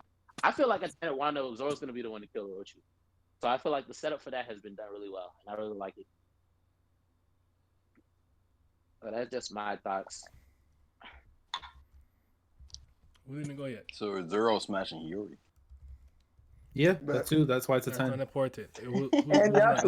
That's game changing. Wait, hold up. Whoa. Pause. Whoa, we not doing that. Don't listen to him, Wait, bro. what? Doing what? Don't listen to him. Nah, don't say nothing. You good, bro? Yeah. You say what you got to say. Well, you hit me with that whole. If you ignore him, he'll go away. Actually, you know, Pat, and just because this kind of came up, I have a question for you guys, kind of to do with hockey. How do you guys think it's been portrayed throughout the series? You think there's been missteps? You think it's been perfectly handled? Ooh. Do you have That's a Go ahead. dialogue. Of course, That especially when it comes to pre. Oh yes. That shit was disgusting, bro. I have so many issues with how it was like presented throughout the series, especially kind of pre-time skip. It wasn't it.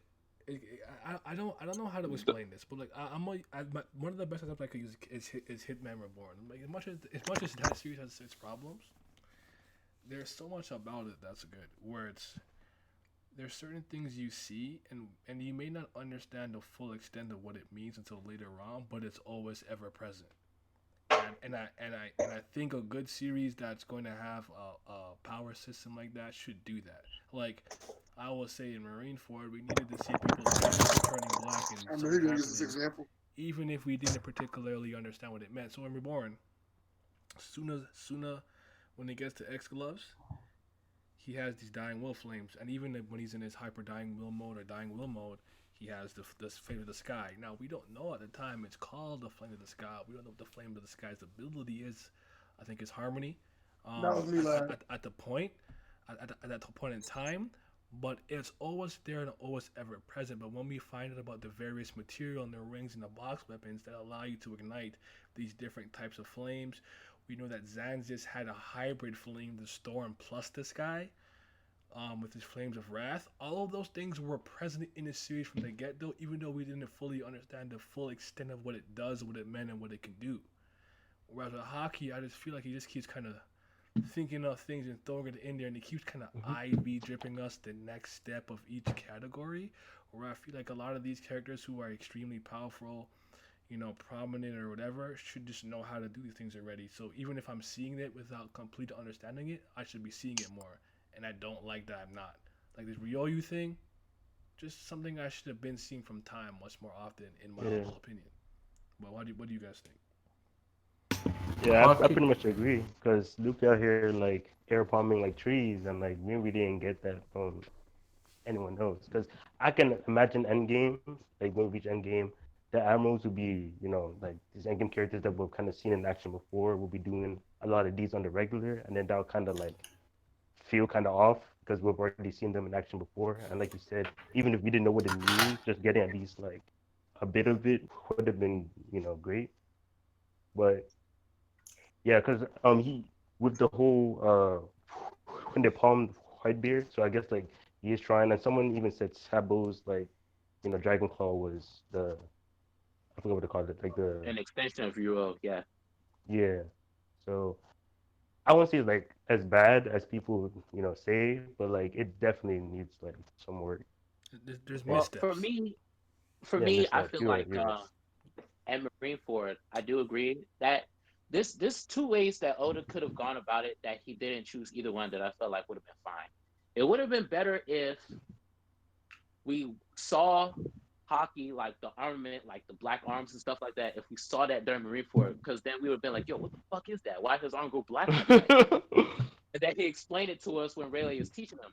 Or Yeah. it could have been like, for the reader, the arms turn black, but in the One Piece verse, nothing really happens. So he could have done that instead, and then that would have been better. Because Fucking show us something.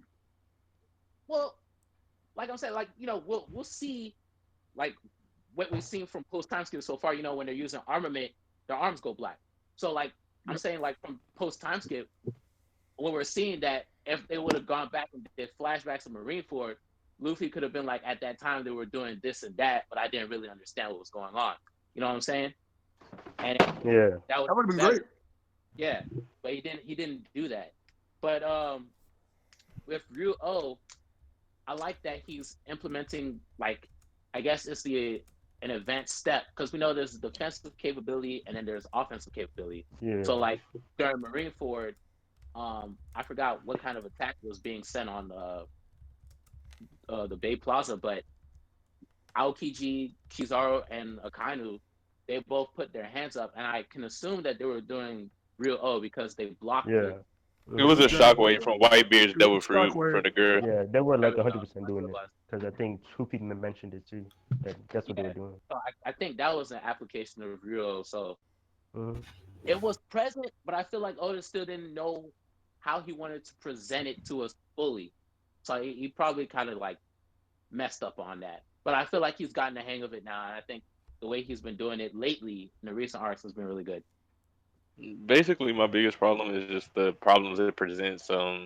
In hindsight, like obviously he had a lot of missteps, but like if we look back on the series, just going off of even just the enemies that they fought, there's no reason they shouldn't have known hockey, but they just didn't have it, So the Straw Hats could beat them, but looking at it, Especially looking anybody who's back, been to the New World like Crocodile or Gecko. exactly Crocodile Moria, like these individuals, there's no reason that they should not have had armament hockey and observation hockey. There's just Even no the like basics. Even just the basics. exactly like even if they would have had the bare minimum armament hockey, there would have been no way for the Straw Hats to beat them. Especially Crocodile. Crocodile, like if Crocodile had armament hockey, Luffy using the storm that he used to defeat him, that would have been irrelevant because he wouldn't have been able to get through his armament hockey. He wouldn't have lost the fight. And it's just it's the things like that that make me so upset about the way hockey was treated pre-time skip because he just didn't know what he wanted to do with it. But see, it's even if he came up with hockey later on in the series, you know what I mean? Which we know is not the case. We know he was thinking about it early on. It's just that he didn't know how to present it. But it would have been a bad thing no matter what because you can't look back on this series and tell me that these characters wouldn't have known it. So whatever he would have done after that point, it was gonna be a misstep for him anyway. So yeah, that's the problem I had with it. And post time skip, I don't really have a problem with this. It's been fine. Like Yeah. he's showing it to us, and we're getting the advanced applications of the two most common versions. So I'm fine. I'm Hey chilling. man, so talk to him. Crocodile 2-on-1. He winning the series. For Mhm. real. Naya, what? Hey, You at two the and end of one, the day, bro. against And Luffy, Crocodile is Crocodile is two two and and one. one. That is Did facts. I lie? Yo, I'm not talking shit, man. He just sounds far away. Oh, I am far away. That's why. Son again, bro. I keep leading back. I'm sorry. Okay. Hmm. Fuck. Act two.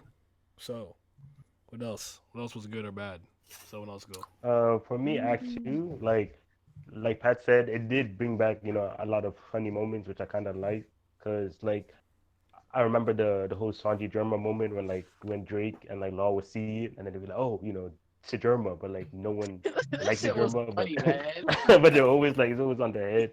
But when I look back in Wano, I like how like almost everything. I know it's a recency thing as well, but like most of like the meat of Wano is in Act Two.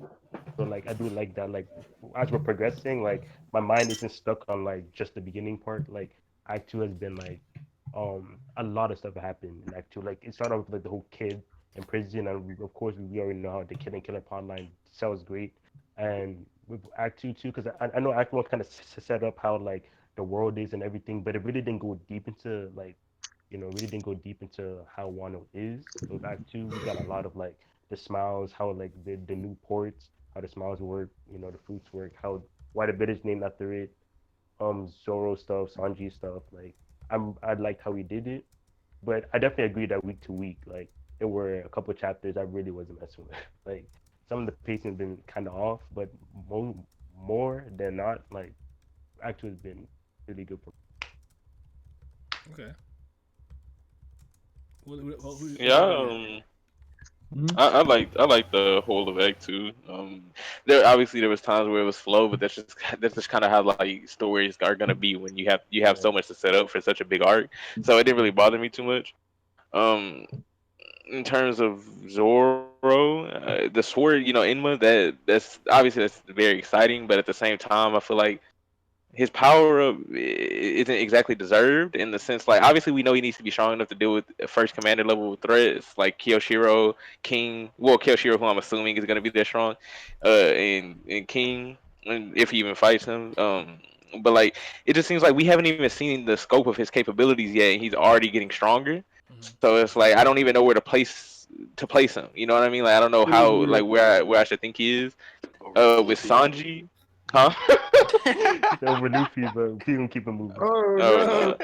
no. But Sanji, I really like the way he kind of threw. Like I'm not gonna say he threw it away, but he didn't let his pride stop him from doing what he had to do with the raid suit. Take my humble then, bro. That's a fact.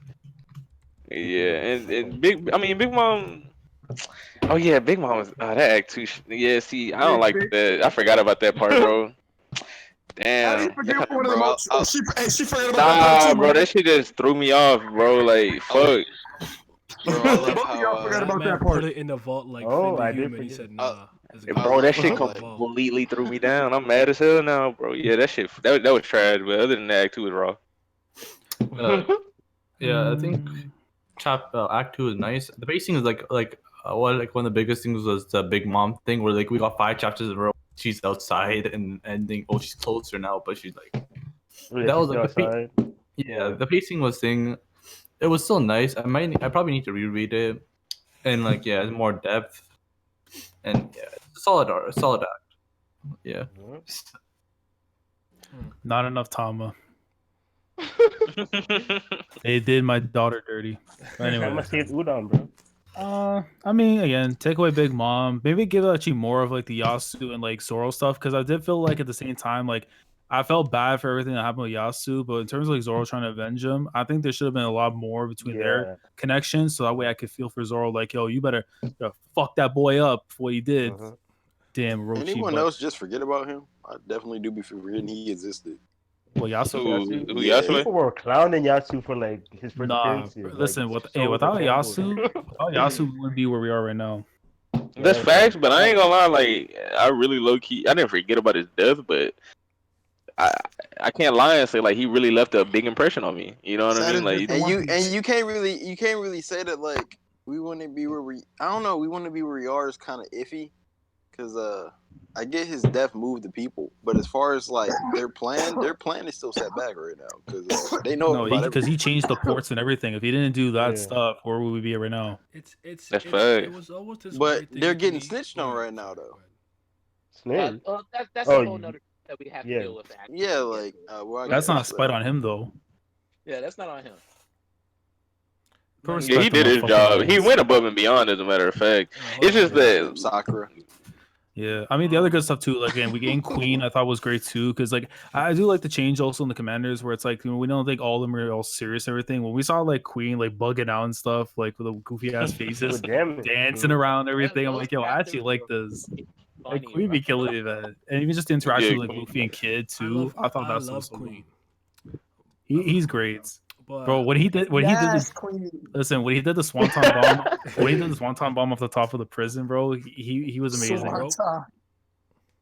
From the Good top man. rope. bro, he was getting fed up with Luffy too when he was inside of the. We had him trapped, bro, and Luffy just didn't care. He was getting fed up, like he was like, Yeah. that So shit was me too, great. what do you guys I think also love the Tama's role Yakuza. is moving forward? Yeah. What do you think Tama's role is moving forward? I still feel like Last because of her thought, Devil Fruit, man, Renaissance. she's gonna play a role in like stopping a lot of the smile users and stuff. But I had Yeah. an idea. I had an idea for this. I told this to Pat.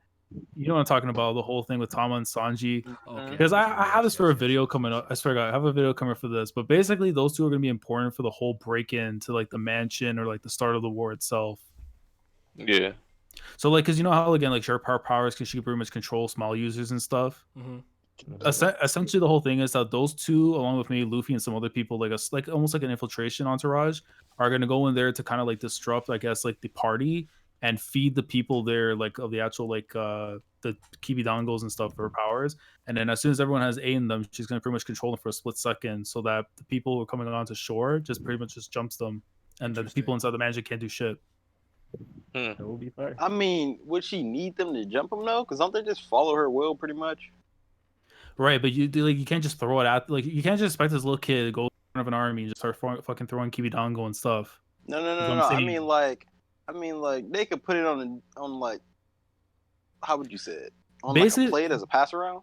Right. What I'm As if saying it's is, food. if Sanji goes in there as an infiltration, right, and plays like he is like one of their chefs, plays undercover, and feeds them that stuff, and then Tama straight up like Phaeton and Hunter x Hunter, snaps the fingers, boom, they have control. You just jump them afterwards. Mhm. It sounds better in my head. Wait, when did Phaeton control I'm people with a snap of it? So Bro, never mind. It doesn't matter. Let's keep it moving. I'm basically referring to the Phaeton moment when he like closed his ears and then Franklin like shot the place. That's basically like what I'm trying to refer to. Oh, okay. Yeah. I see what you mean. And just Sanji saying bon appetit. That's it. Did I go yet? Sure. Act 2? You go ahead. Yes, Yeah, I. go ahead, bro. That's it, Talk bro. your shit. Next. He says, alright, no. No, Alright, bro. no. Yeah, it was. I was very hot and cold with it for the most part. It was alright to me. I didn't hate it or anything. It's just Yeah, like it. efficiency, a lot of needless exposition. I feel that pace. I feel Wano's pacing is really weird to me because sometimes it's so fast and like we get to the point really quick, and other times I feel like we get stuck on something we don't need to be stuck on for too long. And I don't know. I don't dislike it. I don't love it. Act 2 was okay. It's not bad. It was solid. It just I got a lot of issues with it. I guess. Big Mom and stuff. I'm enjoying Queen. I was enjoying Hawkins. I was for a long time. Still my dude. My only issue with Hawkins is I just feel like Oda for some reason poo-pooed the one thing that made him so dangerous. That I will say the reason why I thought he was dangerous way back in Sabaody. His voodoo dolls, and now that we now know what's called life minus is, let's say I'm on the crew, it's me, Nan Allen, lads, that's my crew members, right? And Hawkins has a doll of both of them. I don't know this, and I hit him with a mortal blow. He has life minuses, and one of my crewmates just fucking die. Yep. I'm like, what the fuck? What just happened? So when he did that with Law, I felt like, this was it. Like, this is the thing that makes him that dangerous. And then he just poo-pooed it with making him release all three of them and all. I'm like, why did he do that? Like, and I feel like he completely undermined any possible important role he could have in Wano. Like, at this point, I don't think he's going to have anything important to do except kind of following whoever he thinks is, going to work in terms of probability. And it's just sad for me. I just sad. Anyone else think about sad day for me? Like I don't know. I hate. That's the only thing he did with Hawkins that actually upset me personally. Everything else is fine. I don't care about all the meathead shit. I mean, Hawkins is still a cool character to me. I still like him. But later, Tom. Good night, man. I was gonna ask you the night. Where do you see his direction going right now with I don't know, Hawkins that's given thing, after it's the just events? like, what possible role could he really have now? Like, I know there's the one thing you brought up on one of your videos, which I think is still could be interesting as a support with Luffy, because one of some of his cards could help you exceed your own limitations. So from a support standpoint, I could see him maybe like drawing the right card and helping maybe Luffy, whoever in the case, getting a power or ability beyond what they currently have to help them out with a fight against someone strong or a Yonko. But at this point, he's just going to be a lackey as far as I'm concerned. He's going to be following the law, a Drake, a Kaido, whoever his card is deemed to be the most important. He's just going to kind of be following along with that. And I just feel like from the beginning of Wano, how he's kind of looking like he was trying to put on some pressure, and to me it seemed that he was kind of just trying to find a way out the Beast Pirates into what we got now. I don't know. But nah, it's a sad day for me, but it is what it is. You take it or you leave it. It's life. Nah, I was gonna say, I've been trying to figure out how exactly his life minus power works. Like, it's like what's the conditions and stuff. That's what I want to know. Like how he makes it. Yeah, like Like, that's what I put want to them know. in the It's like dolls? like how he's able to get them. Like, does he? Yeah, like all that stuff. Because like, can he just pop them on a stronger person? Does he have to touch them? Like, you know what I mean? Like things like that. Hair or blood or something maybe to make a voodoo doll. I don't know. Yeah, because I was sitting there wondering because if he can like get stronger people's hair, just make a voodoo doll out of him just because he got his hair. Like if he gets slashed by a strong ass slash that would have killed him, does it kill someone stronger than him who wouldn't have got killed? Or what if he got a strand of Kaido's hair? What it is any fatal wound or any damage that that's going to hit him, he could pass it off. It doesn't really matter how big the damage is because he's frail. You know this. But that's the thing though. It's like if he got a piece of Kaido's hair, say if that was a requirement, Like, It would be and nuts though if he has to have that, but like the fatal wound doesn't occur to Kaido. It still goes back to him because Oh, Kaido's just unkillable. so what you're saying is something that wouldn't even hurt Kaido. He tries to pass it off to Kaido, and Kaido's like, "What the Yeah, fuck is this shit?" That's, it itches. He scratches his like chest a little bit. yeah, that would be wild. Yeah. Okay, I got you. I get what you're saying. I mean, that'd be interesting, which kind of ties into something. I guess I'll bring it up now because I guess this is the opportune moment. I wasn't gonna bring it up because I'm tired, but I guess it's here. It's now. I have to bring it up, right? So it's kind of a meathead topic, but actually with One Piece combat, right? Because I'm starting to believe this less and less as time goes on, but it is what it is. For me, for a long time, One Piece strength, it varied, right? There were so many different kinds of fighting styles. I would say some people are like tanks, some are fast, some are great hockey, some are all rounders. You can take Crocodile for example. I would consider him to be not a brawler, but his Devil Fruit mastery is how he fights. Then you have someone like Blackbeard, who has 2 Devil Fruits. He's extremely powerful, and a lot of times when you see these top tier combatants in all of these shonen battle manga, they kind of excel at most categories from experience, speed, power, this and that and the other. Yeah. This nigga is slow as fuck, and any attack you send at him is going to hit him. I don't think he's dodged a single attack, but he's still one of the strongest characters. But he's not fast at all, and I found that interesting. Dofi, he's well rounded. Mihawk's a swordsman, so like when it came to fighting styles, abilities, and matchups, like Crocodile said, you never know how 2 abilities will interact. Think about Galdino's wax or Mr. Three's wax against Magellan's poison, right?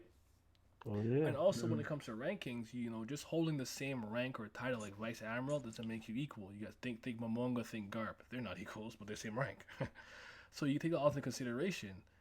And I always felt in a lot of ways what Oda was really good at for a long time was, yes, Crocodile may have lost to Pre-Gear Luffy, but it didn't diminish his overall, I guess you could say, standing in the world of One Piece itself. Because in the world, on the Summit War, he was clashing and going at a lot of the most powerful people, and he didn't look like he lost a step.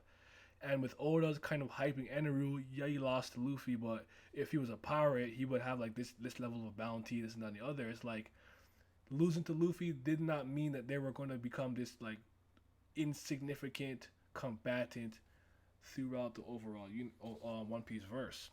So with that, I say, shit, that's my original point. What the fuck are we talking about?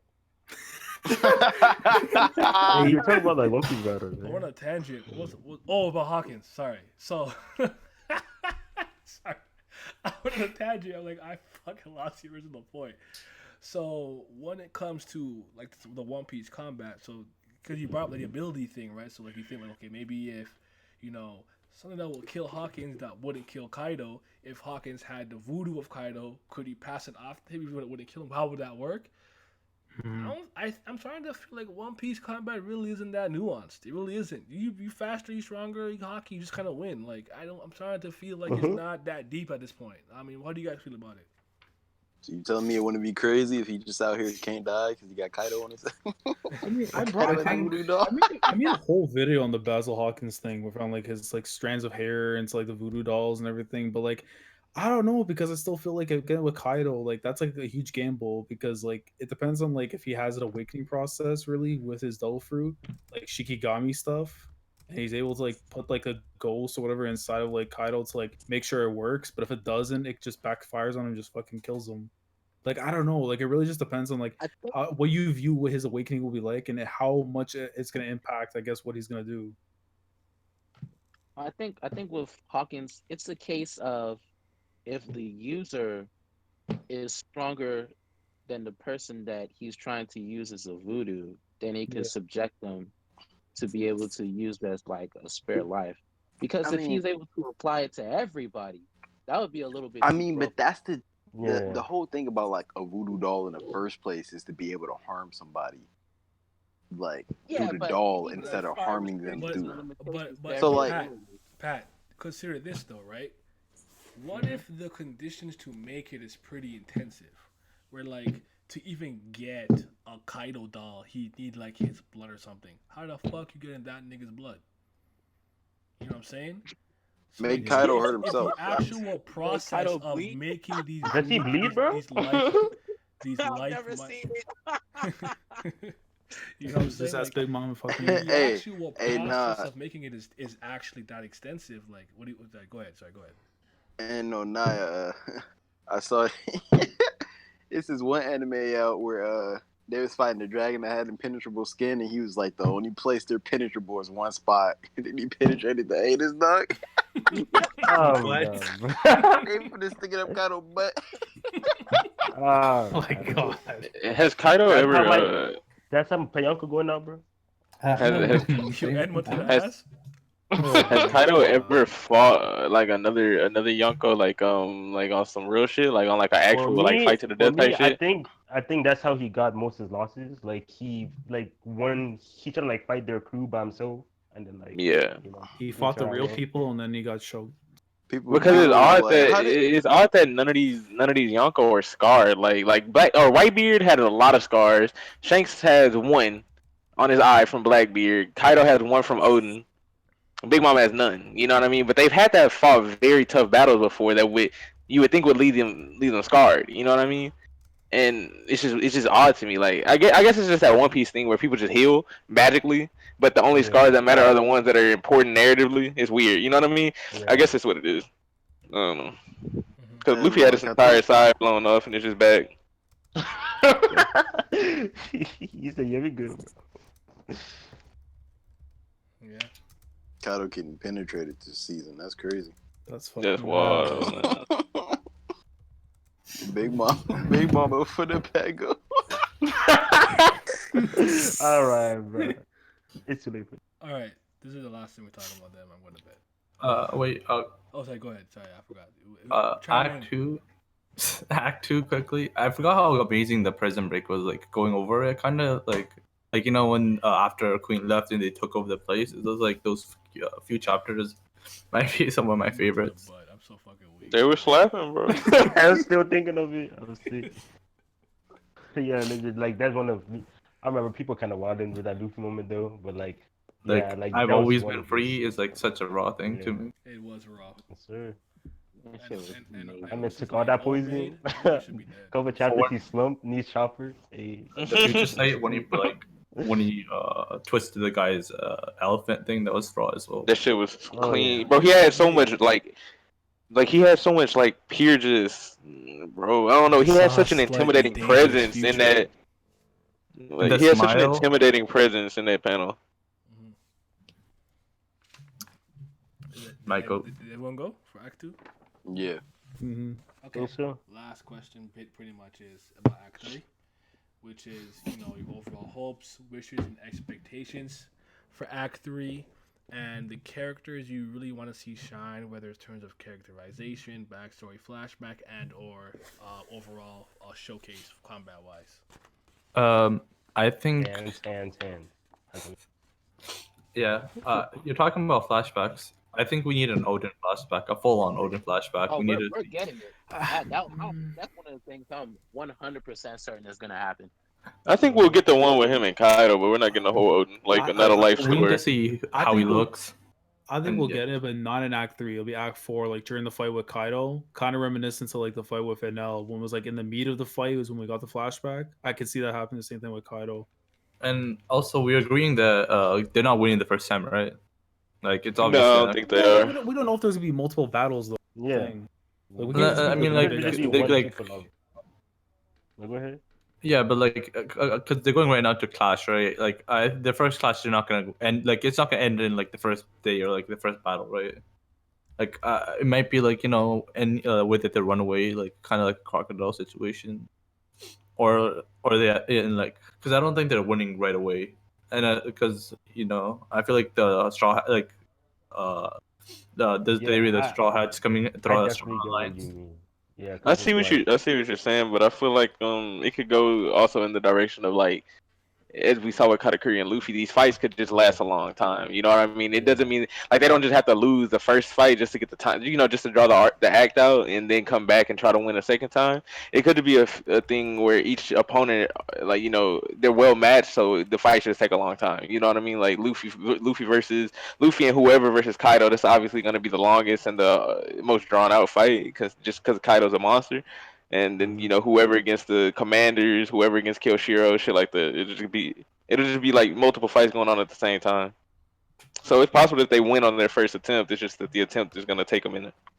And also, most Luffy of the versus battles Kaido. that we fought before, it's like the antagonist wasn't like Kaido just chilling, and then we're going to him. But like it's usually Mhm. like they have their own plans that they want to do, and we're trying to stop them from doing it. But like this is not really the case. So it's like I don't think we'll have like multiple runs.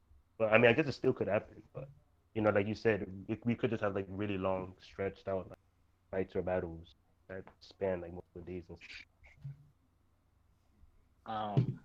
For me, before I speak, I want to preface this so everybody's clear on where I stand. For what? My favorite characters in One Piece, 1, 2, and 3, Sanji, Luffy, Zoro, in that order. Mine too. I am hoping and praying, God, please, Oda, please, do not let this man Zoro do anything unthinkable that he should not do to Kaido. Please, God, don't let this shit happen because the One Piece community has gotten insufferable with all the Zoro dick riding. I'm sick and tired of it. Like it's gotten to the point where people are starting to talk to me like I hate Zoro or something. And I was like, this guy said fucking Luffy freedom and fucking East Blue when he was on a cross for a little girl. Like, bro, there's 3 possible W's that I can see for Zoro and Act 3 that I would like to happen. Him against Kyoshiro, depending on how strong he is. I need to see Zoro kill Orochi. And if he defeats King, I still feel like he'll need some sort of help in order for him to defeat King. But that's another discussion. But for the love of God, don't have Zoro be the one to take down Kaido at the end because I swear these One Piece stands. That's like narratively and in the power scaling sense impossible. So you have nothing to worry about. I know You'll I never don't, hear but the end of me. I actually don't hate it. I swear to God, man, these guys will drive me insane every single week. Quietly Zoro's quietly is the one See, who if would it's never shut the fuck quietly, up. I'm scared. Like, But I be saying quietly all of the time, like Like Zero it stand makes up. no sense for Zoro to be as strong as Luffy. Absolutely zero, nada. And he Bro, should it's not not. happening. don't tell that to He should quietly. not deal a finishing blow to Kaido. You guys are reassuring me by saying it's not happening. I When promise you, it's not happening, bro. the Like, only don't no, even. that dude should be I'll tell you They why. gonna fight them together. The I don't know what only y'all reason waiting I about. don't hate it is it subverts the trope of the main character having to always It definitely fight subverts, after but like after. the thing, it's But I literally don't. It impossible. doesn't make sense leave, though. leave I that shit got It you. for should another. be kid It doesn't if make you want to sense. subvert it. If somebody's Subverting killing it. them, it's kid, bro. Like, Yeah, please. that's equally as But wrong, and I I love don't. it. I feel like it's But I for need to the see. I only need to see problem I kid put have him with on a that is like cross. but you got AFX like out, Magneto like out we here. You know what I'm saying? You could just get the real Here. version. You know, I think get the boneless version We good. with the repel. Like you can't control the Listen, electromagnetic Wano- spectrum. Just put him on a cross. We hanging people. Here. Kid gonna catch 2 dubs. He gonna kill a poo and throw his mixtape in the trash. Let's Bro, fucking go. That Pooh fight gonna go crazy, bro. Like, The two Apu fans, we told you That's he crazy. was I'm gonna be bumping that man's track in my whip while he getting his ass beat. That's crazy. I'll throw mine in real quick. Rocks flashback. I want to see what Garp was up to, man. I feel like a lot of this stuff needs to be like in the anime. Maybe Even at least these good flashbacks that we all want to see. Even like Kaido's backstory, I want to see too, and I'm hoping it's not like a Big Mom where it's like 2 chapters. I feel like he's got to be explored. I don't know what the fuck made him the No, way he his is. history in terms of what we know is a lot richer in terms of him being quote unquote rivals with Moria and whatnot, and with his various defeats. So I do think that if we get to dive into his flashback, it has to be a bit more richer than what we got with Big Mom. Yeah. I agree. Like, man, look, if he the damn egg that was on Roger's ship, I'm gonna smack that man up. What are you doing with that thing on your ship? You fucking sicko. Like, But oh. I'll throw this in. Kid and Killer, and how they started their journey. I would love that. I know about the girl, Yeah. the curry girl, whatever. I don't care about that, but everything else. Everything Curry else. girl. There's like an episode or something where they talk about the reason why they don't like udon curry or whatever. Oh, they had the same yeah. crush. I don't give a fuck about that, but everything else, I'm with it. I'd like to know more about how they started their whole pirate journey and how they got to where they got to. And They're gonna show the struggles waist they you had to in the the movie. flashback. Yeah. I mean, I would like to see show it the though. ting. You're like, yo, eating Yeah. this curry. You're like nah. Bro, this man threw a whole plate at her head. Yeah, she deserves it. Like, you ugly bitch. Like, I mean, I would like to see kids flashback, but I mean, I feel there's gonna be so many of them. Yeah, Kinda stretch I it don't know out. if Big Mom betrays Kaido, but it doesn't matter. She gonna get hungry and just act a goddamn fool. She don't get a stroke. I think she'll have like a hunger pang thing, and then no one. She getting a stroke or she getting stroked? Look, I'm praying to God that Kaido doesn't have a Big Mom where he's like, yo, where's my sake? I swear to God, I'm gonna ask for it. Bro. I don't think he's gonna do the same I thing will, twice. I will personally get myself a rope. The escape Nah, rope. Kaido gonna ask his mom where my son's at. That's what's gonna happen. Uh-oh. Give me back my son, Katakuri. He gonna see the child support papers and he gonna shut up real quick. He's like 100 billion berries. I ain't got that. Just Funny wait, leave, bro. wait. I'll find a One Piece soon, then you can get your money. What a deadbeat father. Big Mom secretly became a pirate just so she could stop him from having another robe on a glyph. She gonna make him pay that child support forever. This woman abused her box for money. Oh nah. Man's really be smart. Pirate thing. Okay. Yeah, but I think it's a little too much. Like, Oh, at some point you gotta say Yamete. Like, I want to one more king. Yeah, he's a whole separate race, isn't he? Yeah. So one that we haven't seen before. So supposedly ties to the voice century too. that'll be nice to see. That's definitely interesting. You know what I want to see too, bro? Toki. I want, because remember how she came from the distant past. How fucking old, like, really is she? Like what? She could be any age Oda wants her to be. Is she from the beginning of time? Like, Chill, bro. She's from the era that Eam is from, bro. There's days I'm thinking to myself, like, you know, like when the Earth started, like, was she there? Like, she had the first route and then just kept skipping through, bro. Fast forward. Oh my god, she's Kaguya. This series sucks. Uh-oh. It sucks. It's the worst. Don't. I'm joking. No. I'm joking. Yo, Naya, that shit was so fucking funny, bro. When you were, I can't remember if it was like on your video or something, but somebody was like, One Piece shouldn't have time travel, and you were like, why not? And it was like, cause it's a pirate manga. Alright. Right. That was one of the that was one of the only times I ever got triggered, like recently. I was like, huh? It's a pirate manga. What does that mean?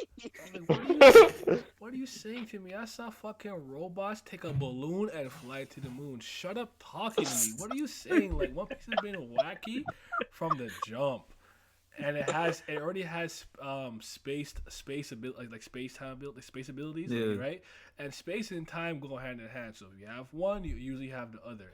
And you can only go forward in time. It was just the classic knee-jerk reaction to something. And the next chapter, like, she can only move forward. And I'm like, oh yeah, and there it is. Y'all got mad for what fucking reason? Can't stand y'all. Ugly ass. Go the fuck outside, get some sunshine, ass niggas. Can't take you.